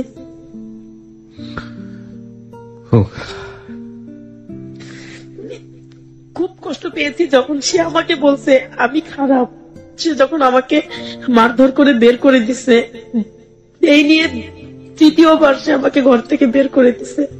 প্রথমবার দিয়েছে আমার হাজবেন্ড সহ, 2য়বার আমাকে দিয়েছে আমার ভুলের কারণ, সে বলে আমার ভুল, কিন্তু অন্য একটা মিথ্যে কারণে সে আমাকে 2য়বার ঘর থেকে বের করে দিছে। এই 3য়বার সে তার জীবন থেকে আমাকে বের করে দিল। তো আজকে আমার কিন্তু কিছুই নেই, সবকিছু তাদেরকে আমি বিসর্জন করে দিচ্ছি, সবকিছু তাদেরকে আমি দিয়ে দিচ্ছি, তারপর আজকে তারা আমাকে জায়গা দেয় না। আপনার বাবা তো আপনাকে বারবার বের করে দিয়েছে, তারপরও আপনি এত কষ্ট করে এবং এইরকম ভাবে নিজেকে, আমি ভাইয়া সারাদিন না খেয়ে থাকতাম, একটা টাকা আমি আউট খরচা করতাম না। আমি কোনোদিনও, এমনও দিন গেছে আমি শাহবাগ যদি গেছি কোনো কাজে, বা দেখা যায় হাইটা কামরাঙ্গিচর গেছি, যেখানে 60-70 টাকা খরচা হবে, সে টাকাটা আমি রেখে দিছি, বাসায় গেলে আমার খরচা আছে সেজন্য সেটা আমি রেখে দিছি। আমি সারাদিন রোদে, হ্যাঁ আমি খারাপ ছিলাম মাসখানেক, 3 মাস, 1 মাস, 1 দিন, 15 দিন এরকম খারাপ ছিলাম, কিন্তু আমি কখনো মানে প্রফেশনাল হয়ে যায়নি। কিন্তু যেটা প্রফেশনাল হবো, একের পর এক নোংরা কাজ করবো, আমি সেটা করিনি। আমি মাঝে মাঝে যখন খুব ঠেকছি, যখন দেখি যে না আমার ঘরে ভাত জোটে না, তখন গেছি। আমরা তো আমি এই রোদে রোদে টিউশনি করে, কষ্ট করে, সবকিছু করে, আমাকে কেউ সাপোর্ট দেওয়ার ছিল না, আমাকে কেউ সাপোর্ট দেয়নি। আমার ফুপু, আমার খালারা, আমার মামার আমাকে কেউ সাপোর্ট দেয়নি, আমার চাচুরা, তাহলে এমনকি নিজের বাবা মাও আমাকে সাপোর্ট দেয়নি। কিন্তু আমার আজকে আমি স্বীকার করতে বাধ্য যে আমার এত কিছুর পরও আমার মা আমার সাথে আছে, আমার মা তার স্বামী ছেড়ে আমার সাথে আছে। আপনার মা ধরেন কিছুদিন পরে তার স্বামীর কাছে ফিরে গেল, কেউ আপনার সাথে নেই এবং এই মানুষগুলোর মুখে অন্ন জড়ছে না, আগের মতোই অবস্থা, তারপরেও কি আপনি তাদেরকে আমি দেখবেন? সারা জীবন তাদেরকে দেখবো। আমি যদি কারোর জীবনেও যাই, কারো সংসারেও যাই, তারপরেও আমি তাদেরকেই দেখবো। আমার সবকিছু ফেলে আমি আমার এই বোনটা, যতদিন আমার বোনটার বিয়ে না হচ্ছে, যতদিন আমার ভাইটার বড় না হচ্ছে, কাজের ব্যবস্থা না হচ্ছে, ততদিন আমার মা যতদিন বেঁচে আছে, আমি ততদিন তাদেরকে দেখবো। এই সমাজে ভালো লোকের মানুষের সংখ্যাও বেশি, কিন্তু তারা অনেক বেশি সাইলেন্স থাকে। আজকে আপনি হ্যালো উইথ 920 তে এসে আপনার জীবনের যে কথাগুলো আপনি বললেন, এই কথাগুলো তো অনেক সময় নেগেটিভ হয়ে যেতে পারে আপনার বোনের বিয়ের জন্য। আপনি এটা কখনো ভেবেছেন? নেগেটিভ হবে না, কারণ হচ্ছে কি, যা আমার হতে পারে, কার ভাগ্যে ভাইয়া কি আছে আমি কিন্তু জানি না, কিন্তু তারপরও যদি কোনো ভালো মানুষ এই পৃথিবীতে থেকে থাকে, আমার বোনকে বিয়ে করবে। আমার বোনের এখন আমি বিয়ে দেবো না। আরো সে এখন ম্যাট্রিক পরীক্ষা দিচ্ছে, সে আরো লেখাপড়া করবে। আমার স্বপ্ন আছে আমার বোনটাকে আমি লেখাপড়া করাবো। আমি জানি একদিন আমার পাশে কেউ থাকবে না, ভাই বোন সবাই আমার সাথে প্রতারণা করবে, কিন্তু কেউ বলুক না বলুক, এতটুকু তাদের মনে থাকবে যে আমার বোন একদিন আমাদেরকে লেখাপড়া করাইছে। আমার বাবা 3.5 লক্ষ টাকা দেনা ছিল, আমি তা দিয়েছি। আমি আমার দোকানটা আমি লোন উঠাই করছি, 40,000 টাকা লোন উঠাইছি। আমার ফ্রেন্ড আমাকে 20,000 টাকা দিছে, তারপরে তো প্রতি সপ্তাহে খরচ দিচ্ছে, আমার বেতনের টাকা আছে। আমি সবকিছু মিলে আমি আমার দোকানটা দিছি। অনেক স্বপ্ন ছিল আমি দোকানটা বড় করবো, কিন্তু আমার বাবা আমাকে সেই স্বপ্নটা তো পূরণ করতে দেয়নি। সে আমাকে ডাইরেক্ট বলছে যে এই দোকান তার, আমার না। আমি বলেছিলাম যে অনেক দুর্বল হয়ে গেছে আসলে গল্প শুনতে শুনতে। কি শিখবো জীবনের গল্প থেকে, আজকের এই জীবনের গল্প থেকে, এবং সেই জন্য আমাদেরকে এ পর্যন্ত শুনতে হয়েছে। তার বাবা কি ভূমিকা পালন করেছে, চারপাশের পরিবেশ কি ভূমিকা পালন করেছে, তার পরিবার কি ভূমিকা পালন করেছে, এগুলো নিয়ে আমরা প্রশ্ন করি না, নাই বা করি, ঠিক আছে, এগুলো নিয়ে আমরা আলোচনার জায়গাতে নাই বা গেলাম। ওর একটা ভূমিকা আজকে আমাদেরকে অনেক কিছু শিখিয়েছে, সেটাকে আমি একটা প্রশ্নের মাধ্যমে ক্লিয়ার করে দিচ্ছি আপনাকে। আচ্ছা, আপনার প্রতি এত খারাপ আচরণ করলো, এত খারাপ আচরণ করলো, আপনি একের পর এক কষ্ট পাচ্ছেন, আগুনে পুড়ছেন, তারপর আপনি কেন মনে করেন যে আপনার বাবা বা আপনার ফ্যামিলিকে আপনি এত কষ্ট করে হলো, এত স্যাক্রিফাইস করে হলো আপনার দেখা উচিত? কারণ হচ্ছে যে আমার বাবা এখন আর জুয়া খেলে না। আমি যদি ওদেরকে না দেখি, আমার বাবা কি করবে আমি সেটা বলবো না, সে কি করতে পারে সেটাও আমি বলবো না। কিন্তু আমার মা হয়তোবা এই বয়সে সে হয়তোবা বিভিন্ন কারখানায় কাজ করতে নেমে যাবে। আমার বোনটা হয়তোবা টাকার জন্য আমার বোনটাকে চাপ দেওয়া হবে, আমার মতো আমাকে যেরকম আমার বাবা দিয়েছে যে তুমি এত বড় হয়েছে, তুমি কেন বেকার করে পয়সা খাও, তো হয়তোবা চাপ দেওয়া হবে। কিন্তু আমার বোনটা তখন দেখা যাবে কি কোনো পথ পাবে না, আমার মতো এরকম হয়ে যাবে।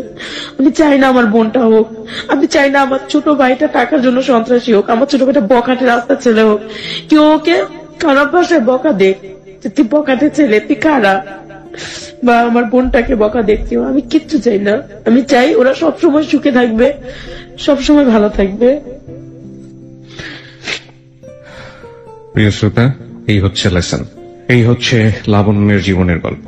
রবীন্দ্রনাথের শেষের কবিতার লাবণ্য নয়, একেবারে এই সমাজের প্রান্তিক সমাজের খেটে খাওয়া এবং সমাজ যাকে তার নামের যে অর্থ বা মাধুর্য, সেই মাধুর্যের মতো করে বড় করতে পারে না, সেরকম একজন লাবণ্য, তার জীবনের গল্প। কোনো কমেন্টসই করতে চাই না, কারণ আপনারা যারা শুনছেন তারা প্রত্যেকেই নিজের জায়গাটা থেকে প্রচন্ড রকমের বিজ্ঞ। আমরা শুধু প্রত্যাশা করতে পারি লাবণ্য যে ভবিষ্যৎ স্বপ্নটা দেখে, সেই স্বপ্নের মধ্যে সে নিজে নেই, সেই স্বপ্নের মধ্যে এখনো তার পরিবার, যে পরিবার তাকে ঠিকমতো বড় হতে দেয়নি, সেই পরিবারের মঙ্গল হোক, তাহলে হয়তো লাবণ্যের বিজয় হবে। আপনি তো শুনলেন শ্রোতারা বিভিন্ন রকমের কমেন্টস করছে, তো আপনার কি বলার আছে শ্রোতাদের উদ্দেশ্যে? আসলে যে আমি এত কিছুর মাঝেও আমার ফ্যামিলিটাকে টিকায় রাখছি শুধুমাত্র মা ভাই বোনদের মুখের দিকে তাকাইয়া। কিন্তু আমি চাই যে বাবা মা কখনো ফেলে দেওয়া যায় না, ভাই বোন কখনো ফেলে দেওয়া যায় না। আজকে যে আমার মতো আরেকটা মেয়ে যদি ওদেরকে এরকম ফেলে নিজের সংসারের প্রতি টান হয় বা সংসারের কথা ভাবে, নিজের কথা ভাবে, তাহলে হয়তো বা আমার মতো আরেকটা মেয়ের জন্ম হবে। যে দেখা যায় ওরই ছোট বোন, আরেকটা মেয়ের ছোট বোন, সে আমার মতো এই লাইনে চলে আসছে ফ্যামিলিকে খাওয়ানোর জন্য। কিন্তু বা আমি যদি আজকে ফ্যামিলিকে রাইখা আমি যদি বিয়ে করতাম, আরেকটা বিয়ে করি, সংসার করি, কিন্তু বাবা মা তাদের মতো আছে, তখন কি হবে? আমার বোনকে এই চাপটা সৃষ্টি করা হবে, আমার বোন চলে যাবে বাইরে, ভাইটা দেখা যাবে লেখাপড়া এখন স্টপ হয়ে যাবে, ওর মতো করে বাঁচবে, কখনো গুন্ডা হতে পারে, সন্ত্রাস হতে পারে, রাস্তার টোকাই হতে পারে, বকাটে হতে পারে। রাইট, শ্রোতাদেরকে কি বলার আছে আপনার? অবস্থা তাদেরকে এতটুকু বলার আছে যে কেউ মানে হার মানবে না, অন্তত আর যাই কিছু হোক ফ্যামিলিটাকে যাতে কেউ ফেলে না দেয়। আর দুনিয়ার সব বাবাদের কি বলার আছে? কোন বাবা যাতে তাদের সন্তানকে এইভাবে তাদের জীবনটাকে নষ্ট করে না দেয় নিজের হাতে করে। কারণ ওদেরকে যদি এইভাবে নষ্ট করে দেওয়া হয়, এইভাবে ওদের সাথে প্রতারণা করা হয়, তাহলে আমার মতো আরো অনেক মেয়ে থাকবে, হয়তো আজকে আমি টিকে আছি, অন্য কোনো মেয়ে টিকে তাও থাকতে পারে, মাঝপথে চলে যেতে পারে, জীবনটা ঝরে যেতে পারে। বাবাদেরকে এতটুকু বলার আছে যে তারা যাতে কোনোদিন মেয়েদেরকে এভাবে চাপ সৃষ্টি না করে, নিজের যতটুকু শক্তি আছে যতটুকু খাটতে পারেন, রিক্সা চালায় হলো এই মেয়েদেরকে খাওয়ান অথবা নিজের সংসারটাকে চালান, মেয়ের উপর চাপ দিয়েন না। এত চাপ না, শাসন করেন, চাপ দেন যে তুমি বড় হয়েছো কিছু করো, কিন্তু এইভাবে না যে নিজের বাণিজ্য সম্মান সব বিক্রি করে দিতে হবে, এগুলো ঠিক হবে না। প্রিয় শ্রোতা, এখানেই শেষ হচ্ছে লাবণ্যের জীবনের